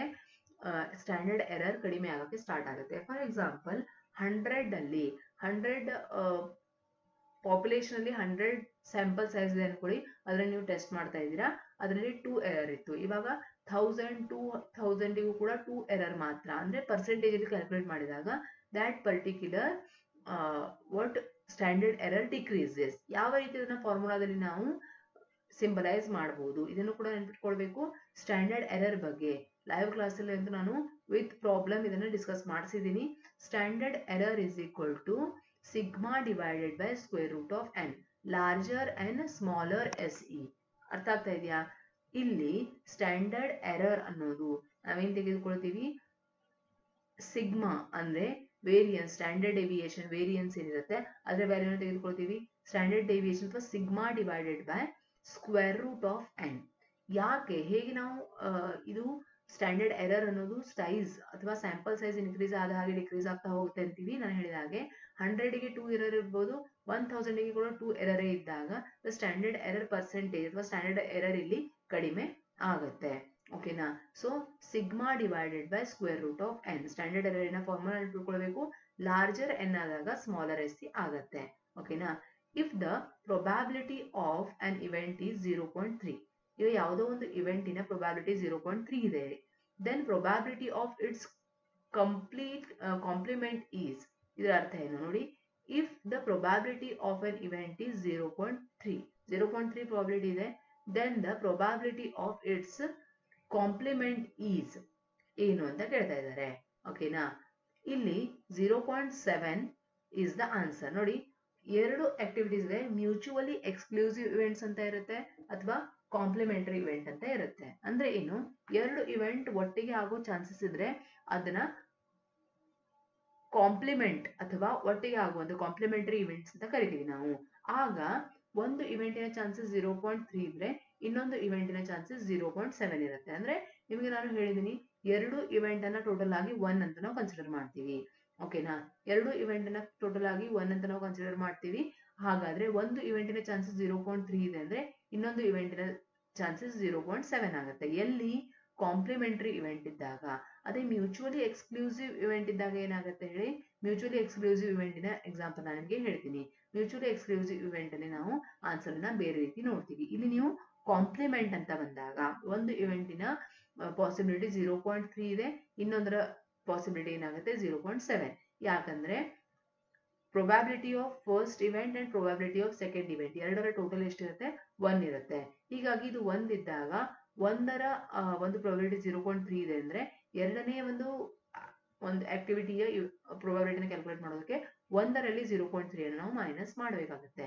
Then next, in the frequency distribution if the mean is 25, mode is 20, then median is. ನಿಮಗೆ ಗೊತ್ತು, ಕಾರ್ಲ್ ಪಿಯರ್ಸನ್ಸ್ ರಿಲೇಶನ್ಶಿಪ್, ಈ ಒಂದು ರಿಲೇಶನ್ ಬಗ್ಗೆ ನಾನು ಎಕ್ಸ್ಪ್ಲೇನ್ ಮಾಡಿದ್ದೆ ನಿಮಗೆ.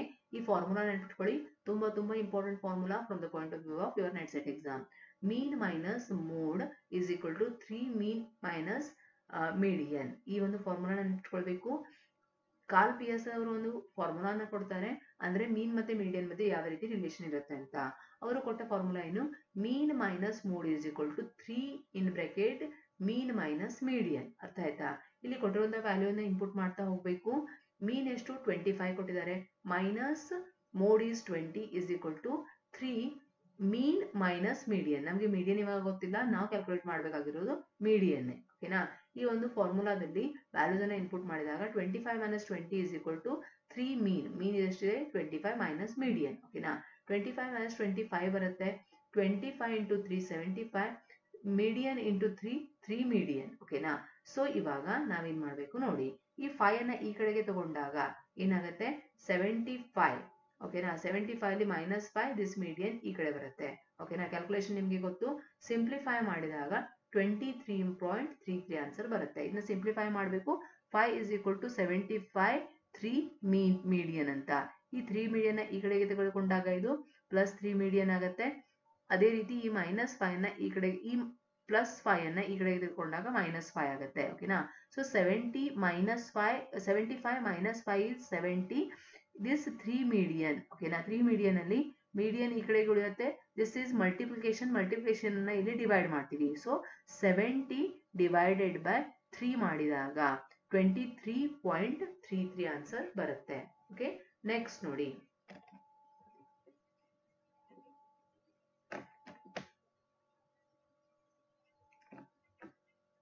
Question number 12. Which of the following is not affected by extreme values? ನಿಮಗೆ ನಾನು ಲೈವ್ ಕ್ಲಾಸಲ್ಲಿ ಹೇಳುವಾಗ ಹೇಳ್ತಿದ್ದೆ, ಯೂಟ್ಯೂಬ್ ಸ್ಟೂಡೆಂಟ್ಸ್ಗೆ ಈಗ ಒಂದ್ಸಲ ಹೇಳ್ತೀನಿ ನೋಡಿ. ಯಾವಾಗಲೂ ತುಂಬಾ ಪಾಸಿಟಿವ್ ವ್ಯಾಲ್ಯೂ ಅಥವಾ ನೆಗೆಟಿವ್ ವ್ಯಾಲ್ಯೂ, ಎಕ್ಸ್ಟ್ರೀಮ್ ಅಂದ್ರೆ ಈಗ ನೀವು ಒಂದು ಎವರೇಜ್ ಅನ್ನ ಕ್ಯಾಲ್ಕುಲೇಟ್ ಮಾಡ್ತಾ ಇದ್ದೀರಾ, ಮೀನನ್ನ ಕ್ಯಾಲ್ಕುಲೇಟ್ ಮಾಡ್ತಾ ಇದ್ದೀರಾ, ಆಗ ತುಂಬಾ ಚಿಕ್ಕ ವ್ಯಾಲ್ಯೂ ಅಥವಾ ತುಂಬಾ ದೊಡ್ಡ ವ್ಯಾಲ್ಯೂ ಎಕ್ಸ್ಟ್ರೀಮ್ ವ್ಯಾಲ್ಯೂಸ್ ಬಂದಾಗ ಅದರಿಂದ ಅರಿಥಮೆಟಿಕ್ ಮೀನ್ ಅಲ್ಲಿ ಇಂಪ್ಯಾಕ್ಟ್ ಆಗುತ್ತೆ. ಅದೇ ಮೋಡ್ ಮತ್ತೆ ಮೀಡಿಯನ್ ಅಲ್ಲಿ ಇಂಪ್ಯಾಕ್ಟ್ ಆಗೋದಿಲ್ಲ. ಯಾಕಂದ್ರೆ ಮೋಡ್ ಅಲ್ಲಿ ನಾವೇನ್ ಮಾಡ್ತೀವಿ, ರಿಪೀಟೆಡ್ ವ್ಯಾಲ್ಯೂನ ಕನ್ಸಿಡರ್ ಮಾಡ್ತೀವಿ, ಮೀಡಿಯನ್ ಅಲ್ಲಿ ಸೆಂಟ್ರಲ್ ವ್ಯಾಲ್ಯೂನ ನೋಡ್ತಾ ಇರ್ತೀವಿ. ಆದ್ರೆ ಅರಿಥಮೆಟಿಕ್ ಮೀನ್ ಅಲ್ಲಿ ನಾವೇನ್ ಮಾಡ್ತಾ ಇರ್ತೀವಿ ಹೇಳಿ, ಎವರೇಜ್ ಅನ್ನ ಕ್ಯಾಲ್ಕುಲೇಟ್ ಮಾಡ್ತಾ ಇರ್ತೀವಿ. ಸೊ ಅರಿಥಮೆಟಿಕ್ ಮೀನ್ ಅಲ್ಲಿ ಮೋಸ್ಟ್ ಎಕ್ಸ್ಟ್ರೀಮ್ ವ್ಯಾಲ್ಯೂಸ್ ಇಂಪ್ಯಾಕ್ಟ್ ಆಗುತ್ತೆ. ಮೀನ್ ಕನ್ಸಿಡರ್ಸ್ ಆಲ್ ವ್ಯಾಲ್ಯೂಸ್. ಯಾಕೆ ಹೇಳಿ, ಮೀನ್ ಅಲ್ಲಿ ಎಲ್ಲ ವ್ಯಾಲ್ಯೂಸ್ ನಾವು ಕನ್ಸಿಡರ್ ಮಾಡ್ತೀವಿ, ಮೀನ್ ಮತ್ತೆ ಮೀಡಿಯನ್ ಅಲ್ಲಿ ಆ ರೀತಿ ಇರೋದಿಲ್ಲ. ಹೀಗಾಗಿ ಯಾವಾಗ ನೆನ್ಪಿಟ್ಕೊಳ್ಬೇಕು, most affected values, most extreme values are affected. ಇದು ಎಲ್ಲಿ ಅಫೆಕ್ಟೆಡ್ ಆಗುತ್ತೆ, ಅರಿಥಮೆಟಿಕ್ ಮೀನ್ ಅಲ್ಲಿ. ಅರಿಥಮೆಟಿಕ್ ಮೀನ್ ಅಲ್ಲಿ ಮೋಸ್ಟ್ ಪಾಸಿಟಿವ್ ಅಥವಾ ನೆಗೆಟಿವ್ ವ್ಯಾಲ್ಯೂಸ್, ಎಕ್ಸ್ಟ್ರೀಮ್ ವ್ಯಾಲ್ಯೂಸ್ ಇರುತ್ತೆ, ಅದರಿಂದ ಇಂಪ್ಯಾಕ್ಟ್ ಕ್ರಿಯೇಟ್ ಆಗುತ್ತೆ. Okay, then in statistics range is defined as, range ಅಂದ್ರೆ ಏನು ನಿಮಗೆ ಗೊತ್ತಾಯಿದೆ, ಹೈಯೆಸ್ಟ್ ಮೈನಸ್ ಲೋವೆಸ್ಟ್ ಅನ್ನ ರೇಂಜ್ ಅಂತ ಕರಿತೀವಿ in statistics. Next question, if the coefficient of variation CV is 20%, the mean is 50%, the standard deviation is, ನೋಡಿ ಇಂಥ ಚಿಕ್ಕ ಪುಟ್ಟ ಕ್ಯಾಲ್ಕುಲೇಷನ್ಸ್ ಅನ್ನ ಕೇಳ್ತಾರೆ. CV ಅಂದ್ರೆ ಕೋಎಫಿಷಿಯಂಟ್ ಕೋವೇರಿಯೇಷನ್ ಕೊಟ್ಟಾಗ, ಕೋಎಫಿಷಿಯಂಟ್ ಆಫ್ ಕೋವೇರಿಯೇಷನ್ ಮತ್ತೆ ಮೀನ್ ಅನ್ನ ಕೊಟ್ಟಾಗ ಸ್ಟ್ಯಾಂಡರ್ಡ್ ಡೆವಿಯೇಷನ್ ನ ಫಾರ್ಮುಲಾ ಏನು? CV is equal to standard deviation divided by mean into 100. ಈ ಫಾರ್ಮುಲಾನ ನೆನ್ಪಿಟ್ಕೊಳ್ಳಿ, ಯಾಕಂದ್ರೆ ತುಂಬಾ ಸಿಂಪಲ್ ಕ್ವಶನ್ ಕೇಳಿದ್ದಾರೆ, ಆದ್ರೆ ನಿಮಗೆ ಗೊತ್ತೇ ಇರೋದಿಲ್ಲ, ಫಾರ್ಮುಲಾನೇ ಗೊತ್ತಿರೋದಿಲ್ಲ. ಓಕೆನಾ? ಇವಾಗ ನೋಡಿ ಏನ್ ಕೊಟ್ಟಿದ್ದಾರೆ ನಮಗೆ, CV ಕೊಟ್ಟಿದ್ದಾರೆ, coefficient covariance is 20%, 20 is equal to SD divided by 50, ಓಕೆನಾ, ಇಂಟು 100. ಈ ರೀತಿ ನಾವು ಸಿಂಪ್ಲಿಫೈ ಮಾಡಿದಾಗ, ಇದನ್ನ ಸಿಂಪ್ಲಿಫೈ ಮಾಡಬೇಕು. ನನಗೆ ಸಿಂಪ್ಲಿಫೈ ಮಾಡಿದ ಸ್ಟೆಪ್ ಬೈ ಸ್ಟೆಪ್ ಆನ್ಸರ್ ಮಾಡಿದಾಗ ಈ ಆನ್ಸರ್ ಬಂದಿದ್ಯಾ ಅಂತ ಕರೆಕ್ಟ್ ಆಗಿ ನನಗೆ ಹೇಳಬೇಕು. ಅರ್ಥ ಆಗ್ತಾ ಇದೆಯಾ? Okay, this is the answer. ಇಲ್ಲಿ ಫಾರ್ಮುಲಾನ ಕೊಟ್ಟಿದ್ದೀನಿ, ಫಾರ್ಮುಲಾ ಇನ್ಪುಟ್ ಕೂಡ ಮಾಡಿದ್ದೀನಿ. ಈಗ ನೀವೇನ್ ಮಾಡಬೇಕು, ಜಸ್ಟ್ ಕ್ಯಾಲ್ಕುಲೇಷನ್ ಅನ್ನ ಮಾಡಬೇಕು. ಓಕೆನಾ? ಸಿಂಪ್ಲಿಫೈ ಮಾಡಿದಾಗ ಆನ್ಸರ್ 10 ಬರುತ್ತೆ, ನನಗೆ 100% ಶೋರ್ ಇದೆ. If two events A and B are mutually exclusive, ನೋಡಿ ಮ್ಯೂಚುವಲಿ ಎಕ್ಸ್ಕ್ಲೂಸಿವ್ ಬಗ್ಗೆ ಮುಂದೆ ಕ್ವಶನ್ ಬರುತ್ತೆ ಅಂತ ನಾನು ನಿಮಗೆ ಹೇಳಿದ್ದೆ. ಮ್ಯೂಚುವಲಿ ಎಕ್ಸ್ಕ್ಲೂಸಿವ್ ಇವೆಂಟ್ ಇದೆ. What do you mean by mutually exclusive? Mutually exclusive event cannot occur together. ಅವೆರಡು ಆಕ್ಟಿವಿಟೀಸ್ ಒಂದೇ ಸಲಕ್ಕೆ ಆಗೋದಕ್ಕೆ ಸಾಧ್ಯ ಇಲ್ಲ. ಎ ಆರ್ ಬಿ ಅಂತೀವಿ ನಾವು. ಓಕೆನಾ? A or B mutually exclusive event ಏನಿರುತ್ತೆ, ಎ ಆರ್ ಬಿ ಇರುತ್ತೆ. ಹಾಗಾದ್ರೆ if two events are mutually exclusive, two events A and B are mutually exclusive, then what is the P? ಈ ಬಂದು A or B ನ probability ಏನಿದೆ ಅಂತ ಕೇಳ್ತಾ ಇದ್ದಾರೆ. ಓಕೆನಾ? probability of A and B is 0 ಅಂತ ನಾವು ಹೇಳ್ತೀವಿ. ನೋಡಿ ಇದೇನ್ ಹೇಳುತ್ತೆ, if two events A and B are mutually exclusive, ಎರಡು ಆಕ್ಟಿವಿಟೀಸ್ ಏನಿದೆ ಮ್ಯೂಚುವಲಿ ಎಕ್ಸ್ಕ್ಲೂಸಿವ್ ಇದೆ. ಮ್ಯೂಚುವಲಿ ಎಕ್ಸ್ಕ್ಲೂಸಿವ್ ಅರ್ಥ ಏನು? ಒಂದು ಆಕ್ಟಿವಿಟಿ ಆಗಬೇಕಾದ್ರೆ ಇನ್ನೊಂದು ಆಕ್ಟಿವಿಟಿ ಆಗೋದಕ್ಕೆ ಸಾಧ್ಯನೇ ಇಲ್ಲ. ಅಂತಹದ್ರಲ್ಲಿ probability of A and B ಸಾಧ್ಯ ಇದೆಯಾ? ಇದರ ಅರ್ಥ ಏನು? Probability of A and B. ಅದೇ ನಾವು ಇವು ತರ ಕೊಟ್ಟಿರ್ತಾರೆ ಸಿಂಬಲ್, ಅದನ್ನ ಎ ಆರ್ ಬಿ ಅಂತ ಕರಿತೀವಿ. ಮ್ಯೂಚುವಲಿ ಎಕ್ಸ್ಕ್ಲೂಸಿವ್ ಇವೆಂಟ್ ಅಲ್ಲಿ probability of A or B ಇರುತ್ತೆ, ಎ ಅಂಡ್ ಬಿ ಇರೋದಕ್ಕೆ ಸಾಧ್ಯ ಇಲ್ಲ. ಹೀಗಾಗಿ ಎರಡು ಆಕ್ಟಿವಿಟೀಸ್ ಮ್ಯೂಚುವಲಿ ಎಕ್ಸ್ಕ್ಲೂಸಿವ್ ಇದ್ದಾಗ probability of A and B 0 ಆಗುತ್ತೆ. ಓಕೆ, ಎಷ್ಟು ಸಿಂಪಲ್ ಇದೆ ನೋಡಿ, ಆದ್ರೆ ಕನ್ಫ್ಯೂಷನ್ ಕ್ರಿಯೇಟ್ ಮಾಡ್ತಾರೆ. ಅಂದ್ರೆ ಎರಡು ಆಕ್ಟಿವಿಟೀಸ್ ಒಟ್ಟಿಗೆ ಆಗೋಕೆ ಸಾಧ್ಯನೇ ಇಲ್ಲ ಮ್ಯೂಚುವಲಿ ಎಕ್ಸ್ಕ್ಲೂಸಿವ್ ಇವೆಂಟ್ ಅಲ್ಲಿ. ಹಾಗಾದ್ರೆ ಎ ಅಂಡ್ ಬಿ ನ ಪ್ರೊಬ್ಯಾಬಿಲಿಟಿ ಏನು? 0 ಅಂತ ಅರ್ಥ. Okay, next question is the sum of deviations of items from their arithmetic mean is always. ನೋಡಿ, ಇದನ್ನ ಸೆಂಟೆನ್ಸ್ ಅಲ್ಲಿ ನೋಡಿದಾಗ ನಿಮಗೆ ಸ್ವಲ್ಪ ಕನ್ಫ್ಯೂಷನ್ ಅನ್ಸ್ಬಹುದು. ಇದರ ಅರ್ಥ ನಾನು ನಿಮಗೆ ಹೇಳ್ತೀನಿ. ಈಗ ಒಂದು ಡೇಟಾ ಕೊಟ್ಟಿರ್ತಾರೆ. ಫಾರ್ ಎಕ್ಸಾಂಪಲ್ ಇಲ್ಲಿ ಕೊಟ್ಟಿದ್ದಾರೆ ನೋಡಿ 2, 4 and 6. ಇದರ ಮೀನ್ ಅನ್ನು ನೀವು ಕ್ಯಾಲ್ಕುಲೇಟ್ ಮಾಡ್ತೀರಾ. ಹೇಗೆ ಕ್ಯಾಲ್ಕುಲೇಟ್ ಮಾಡ್ತೀರಾ? ಮೀನ್ ಅಂದ್ರೆ ಅವರೇಜ್. 2 + 4 + 6 ಮಾಡ್ತೀರಾ, 12 ಆಗುತ್ತೆ. 12 / 3 ಮಾಡ್ತೀರಾ, ಮಾಡಿದಾಗ 4 ಆನ್ಸರ್ ಬಂತು. ಈ ಒಂದು 4 ಅನ್ನ ಪ್ರತಿಯೊಂದು ಡೇಟಾದಿಂದ ಲೆಸ್ ಮಾಡಿದಾಗ 2 - 4, 4 - 4, 6 - 4 ಮಾಡಿ ಆ ಒಂದು ಡಿಫರೆನ್ಸ್ ನ ಟೋಟಲ್ ಅನ್ನ ಮಾಡಿದಾಗ ಆನ್ಸರ್ ಯಾವಾಗಲೂ 0ನೇ ಆಗಿರುತ್ತೆ ಅಂತ ಅರ್ಥ. ನೆನಪಿರುತ್ತಾ? ನೋಡಿ, the sum of deviations of the items from their arithmetic mean is always 0. Okay, ಇದನ್ನ ಇಲ್ಲಿ ನಾನು ಪ್ರೂವ್ ಮಾಡಿದೀನಿ ಒಂದು ಎಕ್ಸಾಂಪಲ್ ಅನ್ನ ಕೊಟ್ಟು. ಓಕೆ, ನೋಡಿ 4 ಬಂದ answer. 2 - 4 is -2, 4 - 4 is 0, 6 - 4 is +2 and the total -2 ಮತ್ತೆ +2 ಕ್ಯಾನ್ಸಲ್ ಆಗುತ್ತೆ, ಇದ್ದಿದ್ದು 0. So answer is 0. A hypothesis that states no difference or no effect is called as. Hypothesis ಅಲ್ಲಿ null hypothesis and alternative hypothesis ಅಂತ ಬರುತ್ತೆ. Null hypothesis is always no difference ಅನ್ನ indicate ಮಾಡುತ್ತೆ. ಅಂದ್ರೆ ಯಾವುದೋ ಒಂದು ಹೊಸ ಮೆಡಿಸಿನ್ ನೀವು ಮಾರ್ಕೆಟ್ ಅಲ್ಲಿ ತರ್ತಾ ಇದ್ದೀರಾ, ಆ ಒಂದು ಮೆಡಿಸಿನ್ ಇಂದ ಯಾವುದೇ ಇಂಪ್ಯಾಕ್ಟ್ ಆಗೋದಿಲ್ಲ ಅಂತ ಹೇಳೋದು null hypothesis. The probability of getting a sum of 7 when 2 dice are thrown. 2 dice ಅನ್ನ ನೀವು ಥ್ರೋ ಮಾಡ್ತಾ ಇದ್ದೀರಾ, ಅದರಲ್ಲಿ ಎರಡರಲ್ಲಿಯೂ ಒಂದರಲ್ಲಿ 6 ಬಂದ್ರೆ ಇನ್ನೊಂದರಲ್ಲಿ 1 ಬರುತ್ತೆ, ಟೋಟಲ್ ಇಸ್ 7. ಈ ರೀತಿ ಎಷ್ಟು ಪಾಸಿಬಿಲಿಟೀಸ್ ಇದೆ 7 ಟೋಟಲ್ ಬರುವಂತದ್ದು. ನೋಡಿ ಏನ್ ಮಾಡಿದೀನಿ ಇಲ್ಲಿ, 1 2 3 4 5 6 ಅಂದ್ರೆ ಫಸ್ಟ್ ಡೈಸ್ ಅಲ್ಲಿ ಮೊದಲನೇ ಸಲ 1 ಬರ್ಬೋದು, ಎರಡನೇ ಸಲ 2 ಬರ್ಬೋದು, ಹೀಗೆ ಬರೆದಿದ್ದೀನಿ. ಎರಡನೇ ಡೈಸ್ ಅಲ್ಲಿ ಮೊದಲನೇ ಸಲ 6 ಬರ್ಬೋದು, ಎರಡನೇ ಸಲ 5 ಬರ್ಬೋದು, ಮೂರನೇ ಸಲ 4 ಬರ್ಬೋದು, ಹೀಗೆ ಬರ್ದಿದ್ದೀನಿ. ಸೊ ಟೋಟಲ್ 2 ಡೈಸ್ ಅನ್ನ ಕೂಡಿ 7 ಆಗುವಂತ ಚಾನ್ಸಸ್ ಎಷ್ಟಿದೆ? 6. 1 2 3 4 5 6 ಟೈಮ್ಸ್ ಅಲ್ಲಿ 36. Total is 36. ಓಕೆನಾ? 36 is the total. then 1/6. ಅದರ ಒಂದು ಸಿಂಪ್ಲಿಫಿಕೇಶನ್ ಅನ್ನು ನೀವು 1/6 ಮಾಡಬಹುದು. ಅರ್ಥ ಆಗ್ತಾ ಇದೆಯಾ? ಎಸ್, 1 2 3 4 5 6 ಪಾಸಿಬಿಲಿಟೀಸ್ ಇದೆ. So we are the probability of getting the 7 when 2 dice are thrown. 2 dies ಅನ್ನು ನಾವು ಥ್ರೋ ಮಾಡ್ತಾ ಇದೀವಿ. 7 ಬರುವಂತಹ ಚಾನ್ಸಸ್ ಯಾವ ರೀತಿಯ ಚಾನ್ಸಸ್ ಇದೆ ಅನ್ನೋದನ್ನ ನಾವಿಲ್ಲಿ ಕ್ಯಾಲ್ಕುಲೇಟ್ ಮಾಡಿದ್ವಿ. Very simple calculation. Yes, then which of the following index number uses both base years and current year quantities ಅಂತ ಕೇಳ್ತಾ ಇದ್ದಾರೆ. ಯಾವಾಗಲೂ ನೆನಪಿಟ್ಟುಕೊಳ್ಬೇಕು. ನೋಡಿ, this is last payers index and past index, Fisher's index and simple aggregative ಅಂತ 4 index numbers ಅನ್ನ ಕೊಟ್ಟಿದ್ದಾರೆ. ನೋಡಿ, index number ಅಲ್ಲಿ ಏನಾಗುತ್ತೆ ಗೊತ್ತಾ? ಯೂಶುವಲಿ ಇಂಡೆಕ್ಸ್ ನಂಬರ್ ಅಲ್ಲಿ ಬೇಸ್ ಇಯರ್ ಮತ್ತೆ ಕರೆಂಟ್ ಇಯರ್ ನ ಕಂಪ್ಯಾರಿಸನ್ ಅನ್ನ ಮಾಡ್ತಾರೆ. ಆದ್ರೆ ಇಲ್ಲಿ ಕೊಟ್ಟಿರುವಂತಹ ಮೆಥಡ್ಸ್ ಅಲ್ಲಿ ಪ್ರತಿಯೊಂದರಲ್ಲಿಯೂ ಸೇಮ್ ಮಾಡ್ತಾರಾ? ಇಲ್ಲ. ಕೆಲವೊಂದರಲ್ಲಿ ಏನ್ ಮಾಡ್ತಾರೆ, ಬೇಸ್ ಇಯರ್ ಅನ್ನ ಮಾತ್ರ ಯೂಸ್ ಮಾಡ್ತಾರೆ, ಕೆಲವೊಂದರಲ್ಲಿ ಬೇಸ್ ಇಯರ್ ಮತ್ತೆ ಕರೆಂಟ್ ಇಯರ್ ಅನ್ನ ಎರಡನ್ನೂ ಯೂಸ್ ಮಾಡ್ತಾರೆ. ಇದು ನಮಗೆ ಗೊತ್ತಿರಬೇಕು. ಓಕೆನಾ?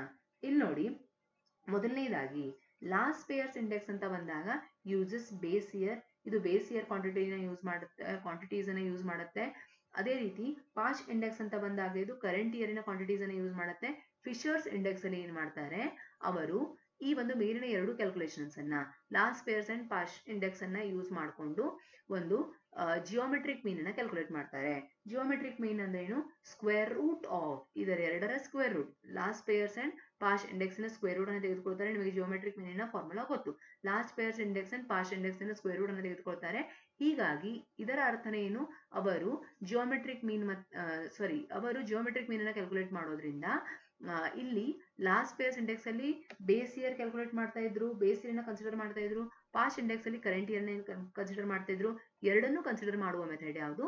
Fisher's ideal index number. Okay, if r is +1, regression ಅಲ್ಲಿ ಆನ್ಸರ್ +1 ಬಂತು ಅಂದ್ರೆ ಅದರ ಅರ್ಥ ಆ ಒಂದು ರಿಗ್ರೆಷನ್ ಲೈನ್ಸ್ ಐಡೆಂಟಿಕಲ್ ಆಗಿದೆ ಅಂತ ಅರ್ಥ, ಅದೆರಡು ಕೋಇನ್ಸೈಡ್ ಆಗುತ್ತೆ ಅಂತ ಅರ್ಥ. ಯಾವಾಗ ನೆನಪಿಟ್ಕೊಳ್ಳಿ. Then if the standard deviation 5, 10, 15, 20 is calculated, it will be ಅಂದ್ರೆ ಇಲ್ಲಿ ಕೊಟ್ಟಿರುವಂತ ನಂಬರಿನ ಸ್ಟ್ಯಾಂಡರ್ಡ್ ಡೆವಿಯೇಷನ್ ಕ್ಯಾಲ್ಕುಲೇಟ್ ಮಾಡಿ ಅಂತ ಕೊಟ್ಟ ಹಾಗೆ. ಇಲ್ಲಿ ನೋಡಿ ಸ್ಟ್ಯಾಂಡರ್ಡ್ ಡೆವಿಯೇಷನ್ ಫಾರ್ಮುಲಾ ಕೊಟ್ಟಿದ್ದೀವಿ. Square root of summation x minus x bar square divide by n. ಮೀನಿನ ಆನ್ಸರ್ ಎಷ್ಟು ಬರುತ್ತೆ? 12.5. ಮೀನ್ ಹೇಗೆ ಕ್ಯಾಲ್ಕುಲೇಟ್ ಮಾಡ್ತೀರಾ? ಕೊಟ್ಟಿರೋ ನಂಬರ್ ಅನ್ನ ಟೋಟಲ್ ಮಾಡಿ divided by n. 5 plus 10 plus 15 plus 20 divide by 4 ಮಾಡಬೇಕು. 12.5 ಬರುತ್ತೆ. ಆ ಒಂದು ಆನ್ಸರ್ ನ ಮೀನ್ ಅನ್ನ ಕೊಟ್ಟಿರೋ ನಂಬರ್ಸ್ ಅಲ್ಲಿ ಲೆಸ್ ಮಾಡಬೇಕು. ಅದರ ಸ್ಕ್ವೇರ್ ಮಾಡಿ ಟೋಟಲ್ ಮಾಡಿದಾಗ ಎಷ್ಟು ಬರುತ್ತೆ? 125 ಬರುತ್ತೆ. Sum of x minus mean square. Okay, 125. Step by step ನೀವು ಕ್ಯಾಲ್ಕುಲೇಟ್ ಮಾಡಬೇಕು. It is not possible for mean to calculate here. It is already discussed. Then variance ಹೇಗೆ ಕ್ಯಾಲ್ಕುಲೇಟ್ ಮಾಡ್ತೀರಾ? ವೇರಿಯನ್ಸ್ ಅಂದ್ರೆ ಏನು? ಜಸ್ಟ್ ಈ ಫಾರ್ಮುಲಾನ ಕಂಪ್ಲೀಟ್ ಮಾಡ್ತಾ ಇದೀವಿ ನಾವಿಲ್ಲಿ. ವೇರಿಯನ್ಸ್ ಅಂದ್ರೆ ಈ ಸ್ಕ್ವೇರ್ ರೂಟ್ ಅಪ್ಲೈ ಮಾಡಲಿಲ್ಲ ಅಂದ್ರೆ ವೇರಿಯನ್ಸ್ ಬರುತ್ತೆ, ಸ್ಕ್ವೇರ್ ರೂಟ್ ಅಪ್ಲೈ ಮಾಡಿದ್ರೆ ಸ್ಟ್ಯಾಂಡರ್ಡ್ ಡೆವಿಯೇಷನ್ ಬರುತ್ತೆ ಅಷ್ಟೇ. 125 ಡಿವೈಡ್ ಬೈ 4. ಇಲ್ಲಿ ಬಂದಿರುವಂತ answer 125 divided by number of items ಎಷ್ಟಿದೆ? 4 ಇದೆ. 31.25 ಬರುತ್ತೆ ಆನ್ಸರ್. ಸ್ಟ್ಯಾಂಡರ್ಡ್ ಡೆವಿಯೇಷನ್ ಕ್ಯಾಲ್ಕುಲೇಟ್ ಮಾಡೋದಕ್ಕೆ 31.25 ನ ಸ್ಕ್ವೇರ್ ರೂಟ್ ಅನ್ನ ಕ್ಯಾಲ್ಕುಲೇಟರ್ ಇಂದ ಕ್ಯಾಲ್ಕುಲೇಟ್ ಮಾಡ್ತೀರಾ. 5.59. ಮ್ಯಾಮ್ ಎಕ್ಸಾಮ್ ಅಲ್ಲಿ ಕ್ಯಾಲ್ಕುಲೇಟರ್ ಇರಲ್ವಲ್ಲ ನೋಡಿ. ಇವಾಗ 36 ನ ಸ್ಕ್ವೇರ್ ರೂಟ್ 6 ಬರುತ್ತೆ ಅಂತ ನಿಮ್ಗೆ ಗೊತ್ತು. 36 ಇದ್ರೆ ಸ್ಕ್ವೇರ್ ರೂಟ್ 6 ಬರುತ್ತೆ. ಸೊ ಅದರ ಅಂದಾಜಿಗೆ ನಾವಿಲ್ಲಿ ಕ್ಯಾಲ್ಕುಲೇಟ್ ಮಾಡಬೇಕು. Then the Poisson distribution is limiting case of. ನೋಡಿ ಯಾವಾಗ ನೆನಪಿಟ್ಕೊಳ್ಳಿ, ಬೈನಾಮಿನಲ್ ಡಿಸ್ಟ್ರಿಬ್ಯೂಷನ್ ಅಂತ ಇದ್ದಾಗ n ಅನ್ನೋದು ಫಿಕ್ಸ್ ನಂಬರ್ ಆಫ್ n ಇರುತ್ತೆ. ಅಂದ್ರೆ ಟ್ರೈಲ್ ಮೇಲೆ ಕೂಡ ನಾನು ನಿಮ್ಗೆ ಹೇಳಿದೆ, n ಎಷ್ಟು ಸಲ ನಾವು ರಿಪೀಟ್ ಮಾಡ್ತೀವಿ ಅನ್ನೋದು ಲಿಮಿಟೆಡ್ ಆಗಿರುತ್ತೆ ಅಥವಾ ಫಿಕ್ಸ್ ಆಗಿರುತ್ತೆ. ಇಲ್ಲಿ n ಈಸ್ ಇನ್ಫಿನಿಟಿ ಇರುತ್ತೆ, p ಈಸ್ ಈಕ್ವಲ್ ಟು 0 ಇರುತ್ತೆ. such as np is lambda. np ಅನ್ನ ಹೇಗೆ ಕ್ಯಾಲ್ಕುಲೇಟ್ ಮಾಡ್ತೀವಿ? ನಾವು ಬೈನಾಮಿನಲ್ ಡಿಸ್ಟ್ರಿಬ್ಯೂಷನ್ ಏನ್ ಮಾಡ್ತಾ ಇದ್ವಿ? ಮೀನ್ ಅನ್ನ, ಹೌದಾ, ಮೀನ್ ಅನ್ನ np ಅಂತ ಕ್ಯಾಲ್ಕುಲೇಟ್ ಮಾಡ್ತಾ ಇದ್ವಿ. ಇಲ್ಲಿ ಮೀನ್ ಮತ್ತೆ ವೇರಿಯನ್ಸ್ ಸೇಮ್ ಇರುತ್ತೆ ಅಂತ ಹೇಳಿದೆ, ಲಾಂಬ್ಡಾ ಅಂತ ಹೇಳಿದೆ. ಈ ಮೂರು ಕಂಡೀಷನ್ ನೆನಪಿಟ್ಕೊಳ್ಬೇಕು. n infinite, p 0, np lambda finite. ಓಕೆನಾ? ಈ ಕಂಡೀಷನ್ಸ್ ಇದ್ದಾಗ ನಾವೇನ್ ಮಾಡ್ತೀವಿ? ಪಾಯ್ಸನಲ್ ಡಿಸ್ಟ್ರಿಬ್ಯೂಷನ್ ಅನ್ನ ಯೂಸ್ ಮಾಡ್ತೀವಿ. So Poisson distribution is limiting case of binomial distribution. ಅಂದ್ರೆ ಬೈನಾಮಿನಲ್ ಡಿಸ್ಟ್ರಿಬ್ಯೂಷನ್ ಏನಿದೆ ಅದರಲ್ಲಿ ಇರುವಂತಹ ಅಂಶಗಳೇನಿದೆ ಅದರ ವಿರುದ್ಧ ಇಲ್ಲಿ ಅಂಶಗಳನ್ನು ನಾವು ಕನ್ಸಿಡರ್ ಮಾಡ್ತೀವಿ. So Poisson distribution is a limiting case of binomial distribution. ನೆನಪಿರುತ್ತಾ? Then if correlation coefficient r is 0.9. ನೋಡಿ ಇಲ್ಲಿ r is equal to 0.9 ಕೊಟ್ಟಿದ್ದಾರೆ. r ಸ್ಕ್ವೇರ್ ಅಂದ್ರೆ ಏನು? ಇದರ ಸ್ಕ್ವೇರ್ ಮಾಡಬೇಕು. ಇದು ಸಿಂಪಲ್ ಆಗಿ ಗೊತ್ತಾಗುತ್ತೆ ನಮಗೆ. ಆದ್ರೆ ಶಬ್ದಗಳಲ್ಲಿ ಕೊಟ್ಟಾಗ ಕೋರಿಲೇಷನ್ ಕೋಎಫಿಷಿಯಂಟ್ ಇಸ್ 0.9 ಅಂತ ಕೊಟ್ಟಿದ್ದಾರೆ, r ಅಂತ ಕೊಟ್ಟಿಲ್ಲ ಅನ್ಕೊಳ್ಳಿ. ದೆನ್ ಕೋಎಫಿಷಿಯಂಟ್ ಡಿಟರ್ಮಿನೇಷನ್ ಅಂತ ವರ್ಡ್ ಕೊಟ್ಟಿದ್ರು ಅಂದ್ರೆ ನಿಮಗೆ ಗೊತ್ತಿರಬೇಕು, coefficient determination is nothing but r square. r square ಅನ್ನ ಕ್ಯಾಲ್ಕುಲೇಟ್ ಮಾಡ್ತೀರಾ? r into r. Then which of the following sampling method is based on lottery method. ನೋಡಿ ಲಾಟ್ರಿ ಏನಾಗುತ್ತೆ? ಪ್ರತಿಯೊಂದು ಯಾರು ಲಾಟ್ರಿನ ಪರ್ಚೇಸ್ ಮಾಡಿರ್ತಾರೆ ಅವರಿಗೆ ಸೆಲೆಕ್ಟ್ ಆಗುವಂತ ಚಾನ್ಸಸ್ ಈಕ್ವಲ್ ಇರುತ್ತೆ. ಹೀಗಾಗಿ ಇದನ್ನ ನಾವು ಸಿಂಪಲ್ ರ್ಯಾಂಡಮ್ ಸ್ಯಾಂಪ್ಲಿಂಗ್ ಅಂತ ಕರಿತೀವಿ. Then if mean is 50, median is 55, distribution is ಅಂದ್ರೆ ನಿಮಗೆ ಮೇಲೆ ಕ್ವಶನ್ ನಾನು ಹೇಳಿದೆ, ಪಾಸಿಟಿವ್ಲಿ ಸ್ಕ್ಯೂಡ್ ಇದ್ದಾಗ mean is more than median, median is more than ನಮ್ಮ ಮೋಡ್ ಅಂತ ಹೇಳಿದ್ದೆ. ಇಲ್ಲಿ ಅದೇ ಕ್ವಶನ್ ಅನ್ನ ಒಂದ್ ಸ್ವಲ್ಪ ತಿರುಚುಮುರುಚಾಗಿ ಕೇಳಿದ್ದಾರೆ. If mean is 50, median is 55. ಇಲ್ಲಿ ಮೀನ್ 50 ಇದೆ, ಮೀಡಿಯನ್ 55 ಇದೆ. ಅಂದ್ರೆ ಮೀನ್ ಅನ್ನೋದು ಮೀಡಿಯನ್ ಗಿಂತ ಕಡಿಮೆ ಇದೆ, ಹೌದಾ? ಮೀನ್ ಅನ್ನೋದು ಮೀಡಿಯನ್ ಗಿಂತ ಕಡಿಮೆ ಇದೆ ಇಲ್ಲಿ, ಹೌದಾ? ಅಂದ್ರೆ ಮೀನ್ ಈಸ್ ಲೆಸ್ ದೆನ್ ಮೀಡಿಯನ್ ಇದ್ದಾಗ ನೆಗೆಟಿವ್ಲಿ ಸ್ಕ್ಯೂಡ್ ಅಂತ ಹೇಳಬೇಕು. ನೆಗೆಟಿವ್ಲಿ ಸ್ಕ್ಯೂಡ್ ಅಂದ್ರೆ ಲೆಫ್ಟ್ ಸೈಡ್ ಟೇಲ್ ಏನಾಗಿರುತ್ತೆ? ಉದ್ದ ಇರುತ್ತೆ. ಲೆಫ್ಟ್ ಸೈಡ್ ಟೇಲ್ ಉದ್ದ ಇದೆ ನಾರ್ಮಲ್ ಡಿಸ್ಟ್ರಿಬ್ಯೂಷನ್ ಅಲ್ಲಿ. ಅಂದ್ರೆ ನಾರ್ಮಲ್ ಡಿಸ್ಟ್ರಿಬ್ಯೂಷನ್ ಅಲ್ಲಿ ಏನಾಗುತ್ತೆ? ಬೆಲ್ ಶೇಪ್ಡ್ ಇರುತ್ತೆ. ಅದೇ ಪಾಸಿಟಿವ್ಲಿ ಸ್ಕ್ಯೂಡ್ ಅಲ್ಲಿ ರೈಟ್ ಸೈಡ್ ಟೇಲ್ ಲಾಂಗ್ ಆಗಿರುತ್ತೆ. ನೆಗೆಟಿವ್ಲಿ ಸ್ಕ್ಯೂಡ್ ಅಲ್ಲಿ ಲೆಫ್ಟ್ ಸೈಡ್ ಟೇಲ್ ಲಾಂಗ್ ಆಗಿರುತ್ತೆ. ಪಾಸಿಟಿವ್ಲಿ ಸ್ಕ್ಯೂಡ್ ಅಲ್ಲಿ ರೈಟ್ ಸೈಡ್ ಟೇಲ್ ಲಾಂಗ್ ಆಗಿದೆ ಅಂದ್ರೆ ಡೇಟಾ ಲೆಫ್ಟ್ ಸೈಡ್ ಅಲ್ಲಿ ಜಾಸ್ತಿ ಇದೆ ಅಂತ ಅರ್ಥ, ಹೌದಾ? Then which one is non parametric. ನೋಡಿ ಪ್ಯಾರಾಮೆಟ್ರಿಕ್ ಅಂದ್ರೆ ಎಲ್ಲಿ ಮೀನ್, ಸ್ಟ್ಯಾಂಡರ್ಡ್ ಡೆವಿಯೇಷನ್ ಯೂಸ್ ಆಗುತ್ತೋ ಯಾವ ಟೆಸ್ಟ್ ಗಳಲ್ಲಿ ಅದನ್ನ ಪ್ಯಾರಾಮೆಟ್ರಿಕ್ ಅಂತೀವಿ. ನಾನ್ ಪ್ಯಾರಾಮೆಟ್ರಿಕ್ ಅಂದ್ರೆ ಎಲ್ಲಿ ಪ್ರೊಬ್ಯಾಬಿಲಿಟಿ ಬೇಸ್ಡ್, ಹೌದಾ? ಕೈ-ಸ್ಕ್ವೇರ್ ಟೆಸ್ಟ್ ಅಲ್ಲಿ ಏನಾಗುತ್ತೆ ಅಂದ್ರೆ ಕೌಂಟ್ಸ್ ಮತ್ತೆ ಫ್ರೀಕ್ವೆನ್ಸಿ ಬೇಸ್ಡ್ ಮೇಲೆ ಕ್ಯಾಲ್ಕುಲೇಷನ್ ಆಗುತ್ತೆ. ಇಲ್ಲಿ ಒಂದು ಮೀನ್ ಅಥವಾ ಸ್ಟ್ಯಾಂಡರ್ಡ್ ಡೆವಿಯೇಷನ್ ಯೂಸ್ ಆಗೋದಿಲ್ಲ. ಅದಕ್ಕಾಗಿ ಪ್ಯಾರಾಮೀಟರ್ಸ್ ಅಂದ್ರೆ ಏನು? ಮೂವ್ ಅಂದ್ರೆ ಮೀನ್, ಮೂವ್ ಮತ್ತೆ ಸಿಗ್ಮಾ ಯೂಸ್ ಆಗೋದಿಲ್ಲ. ಎಲ್ಲಿ ಯೂಸ್ ಆಗುತ್ತೆ? ಟಿ ಟೆಸ್ಟ್ ಅಲ್ಲಿ, ಎಫ್ ಟೆಸ್ಟ್ ಅಲ್ಲಿ, ಜೆಡ್ ಟೆಸ್ಟ್ ಅಲ್ಲಿ ಯೂಸ್ ಆಗುತ್ತೆ. ಹೀಗಾಗಿ ನಿಮ್ಗೆ ಏನ್ ಗೊತ್ತಿರಬೇಕು? Which are the parametric test? T test, F test and Z test are the parametric test. Chi square test is non parametric test. Parameters ಅಂದ್ರೆ ಏನು? ಇಲ್ಲಿ ಯೂಸ್ ಆಗುವಂತಹ parameters. In time series analysis the long term movement of the data is. Time series ಅಂತ ಒಂದು method ಬರುತ್ತೆ, ಅದರಲ್ಲಿ long term movement ಅನ್ನ trend ಅಂತ ಕರೀತಾರೆ. Okay, which major of the central tendency suitable for qualitative data. ನೋಡಿ, median calculate ಮಾಡೋದಕ್ಕೆ, mode calculate ಮಾಡೋದಕ್ಕೆ ನಮಗೆ ನಂಬರ್ಸ್ ಬೇಕು. ಆದ್ರೆ ಮೀನ್ ಕ್ಯಾಲ್ಕುಲೇಟ್ ಮಾಡೋದಕ್ಕೆ, ಮೀಡಿಯನ್ ಕ್ಯಾಲ್ಕುಲೇಟ್ ಮಾಡೋದಕ್ಕೆ ನಮಗೆ ನಂಬರ್ಸ್ ಬೇಕು. ಮೋಡ್ ಕ್ಯಾಲ್ಕುಲೇಟ್ ಮಾಡೋದಕ್ಕೆ, ಯಾವಾಗಲೂ ಮೋಡ್ ನಾವೇನು ಕ್ಯಾಲ್ಕುಲೇಟ್ ಮಾಡ್ತೀವಲ್ಲ ಅದನ್ನ ಕ್ಯಾಲ್ಕುಲೇಟ್ ಮಾಡೋದಕ್ಕೆ ನಮಗೆ ರಿಪಿಟೇಷನ್ ಇದ್ರೆ ಸಾಕು. ಸೊ ಕ್ವಾಲಿಟೇಟಿವ್ ಡೇಟಾವನ್ನ ಮೋಡ್ ಅನ್ನ ಯೂಸ್ ಮಾಡಿ ನಾವು ಕ್ಯಾಲ್ಕುಲೇಟ್ ಮಾಡ್ತೀವಿ. ಸೊ ಕ್ವಾಲಿಟೇಟಿವ್ ಡೇಟಾ ಅಂತ ಬಂದಾಗಲೇ ಯಾವಾಗಲೂ ಮೋಡ್ ಅನ್ನ ನೆನ್ಪಿಟ್ಕೊಳ್ಳಿ. Then if a normal distribution has a 100 mean and standard deviation is 10. ಒಂದು ನಾರ್ಮಲ್ ಡಿಸ್ಟ್ರಿಬ್ಯೂಷನ್ ಅಲ್ಲಿ ಮೀನಿನ ವ್ಯಾಲ್ಯೂ 100 ಇದೆ, ಸ್ಟ್ಯಾಂಡರ್ಡ್ ಡೆವಿಯೇಷನ್ ಇನ ವ್ಯಾಲ್ಯೂ 10 ಇದೆ. Then 95% of the values lies between. ಅಂದ್ರೆ ಒಂದು 95% ವ್ಯಾಲ್ಯೂಸ್ ಏನಿದೆ, ಡೇಟಾ ಏನಿದೆ, ಎಲ್ಲಿ ಬರುತ್ತೆ ನಾರ್ಮಲ್ ಡಿಸ್ಟ್ರಿಬ್ಯೂಷನ್ ಅಂತ ಕೇಳ್ತಾ ಇದ್ದಾರೆ. ನೋಡಿ ಹೇಗೆ ಕ್ಯಾಲ್ಕುಲೇಟ್ ಮಾಡಬೇಕು. 95% ವ್ಯಾಲ್ಯೂಸ್ ಲೈವ್ ವಿದಿನ್ ಅಂತ ಹೇಳಿದಾಗ ನೀವು ಕ್ಯಾಲ್ಕುಲೇಟ್ ಮಾಡೋದಕ್ಕೆ ಒಂದು ಫಾರ್ಮುಲಾ ಇದೆ. ಅದೇನಪ್ಪಾ ಅಂದ್ರೆ 2SD. ಏನ್ ನೆನ್ಪಿಟ್ಕೊಳ್ತೀರಾ, ನಾರ್ಮಲ್ ಡಿಸ್ಟ್ರಿಬ್ಯೂಷನ್ ಯೂಶುವಲಿ ಏನಾಗುತ್ತೆ ಅಂದ್ರೆ ಮೀನ್, ಮೀಡಿಯನ್, ಮೋಡ್, ಅಲ್ಲೇ ಆ ಒಂದು ಮೀನಿನ ಅಕ್ಕಪಕ್ಕನೆ ಅಲ್ಲೇ ಎಲ್ಲ ವ್ಯಾಲ್ಯೂಸ್ ಸರೌಂಡ್ ಆಗತ್ತೆ ಅಂತ ನಾವು ಹೇಳ್ತೀವಿ. ಬಟ್ 95% ಅಂತ ಒಂದು ವರ್ಡ್ ಅನ್ನ ಕೊಟ್ಟಾಗ, 95% ಅಂತ ಒಂದು ಸ್ಟ್ಯಾಂಡರ್ಡ್ ಅನ್ನ ಕೊಟ್ಟಾಗ ಫಾರ್ಮುಲಾ ಏನ್ ಅಪ್ಲೈ ಮಾಡ್ತಾ ಇದ್ದೀರಾ, 2 × SD ಅಂತ. ಓಕೆನಾ, 2 × ಸ್ಟ್ಯಾಂಡರ್ಡ್ ಡೆವಿಯೇಷನ್ ಮಾಡ್ತೀರಾ. 2 × ಸ್ಟ್ಯಾಂಡರ್ಡ್ ಡೆವಿಯೇಷನ್ ಎಷ್ಟು ಕೊಟ್ಟಿದ್ದಾರೆ, 10 ಕೊಟ್ಟಿದ್ದಾರೆ. 2 × ಸ್ಟ್ಯಾಂಡರ್ಡ್ ಡೆವಿಯೇಷನ್ ಮಾಡಿದಾಗ 20 ಆನ್ಸರ್ ಬಂತು. ಆ 20 ಆನ್ಸರ್ ನ 100 ಅಲ್ಲಿ ಪ್ಲಸ್ ಮಾಡಬೇಕು, 120 ಬರುತ್ತೆ.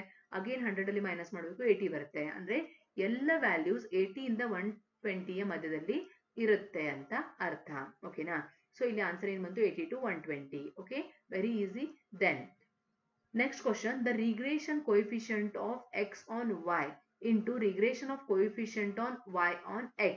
ಅಂದ್ರೆ ಇದನ್ನೇ ಫಾರ್ಮುಲಾದಲ್ಲಿ ನಾನು ನಿಮ್ಗೆ ಹೇಳಿದೀನಿ, bxy into byx is equal to r².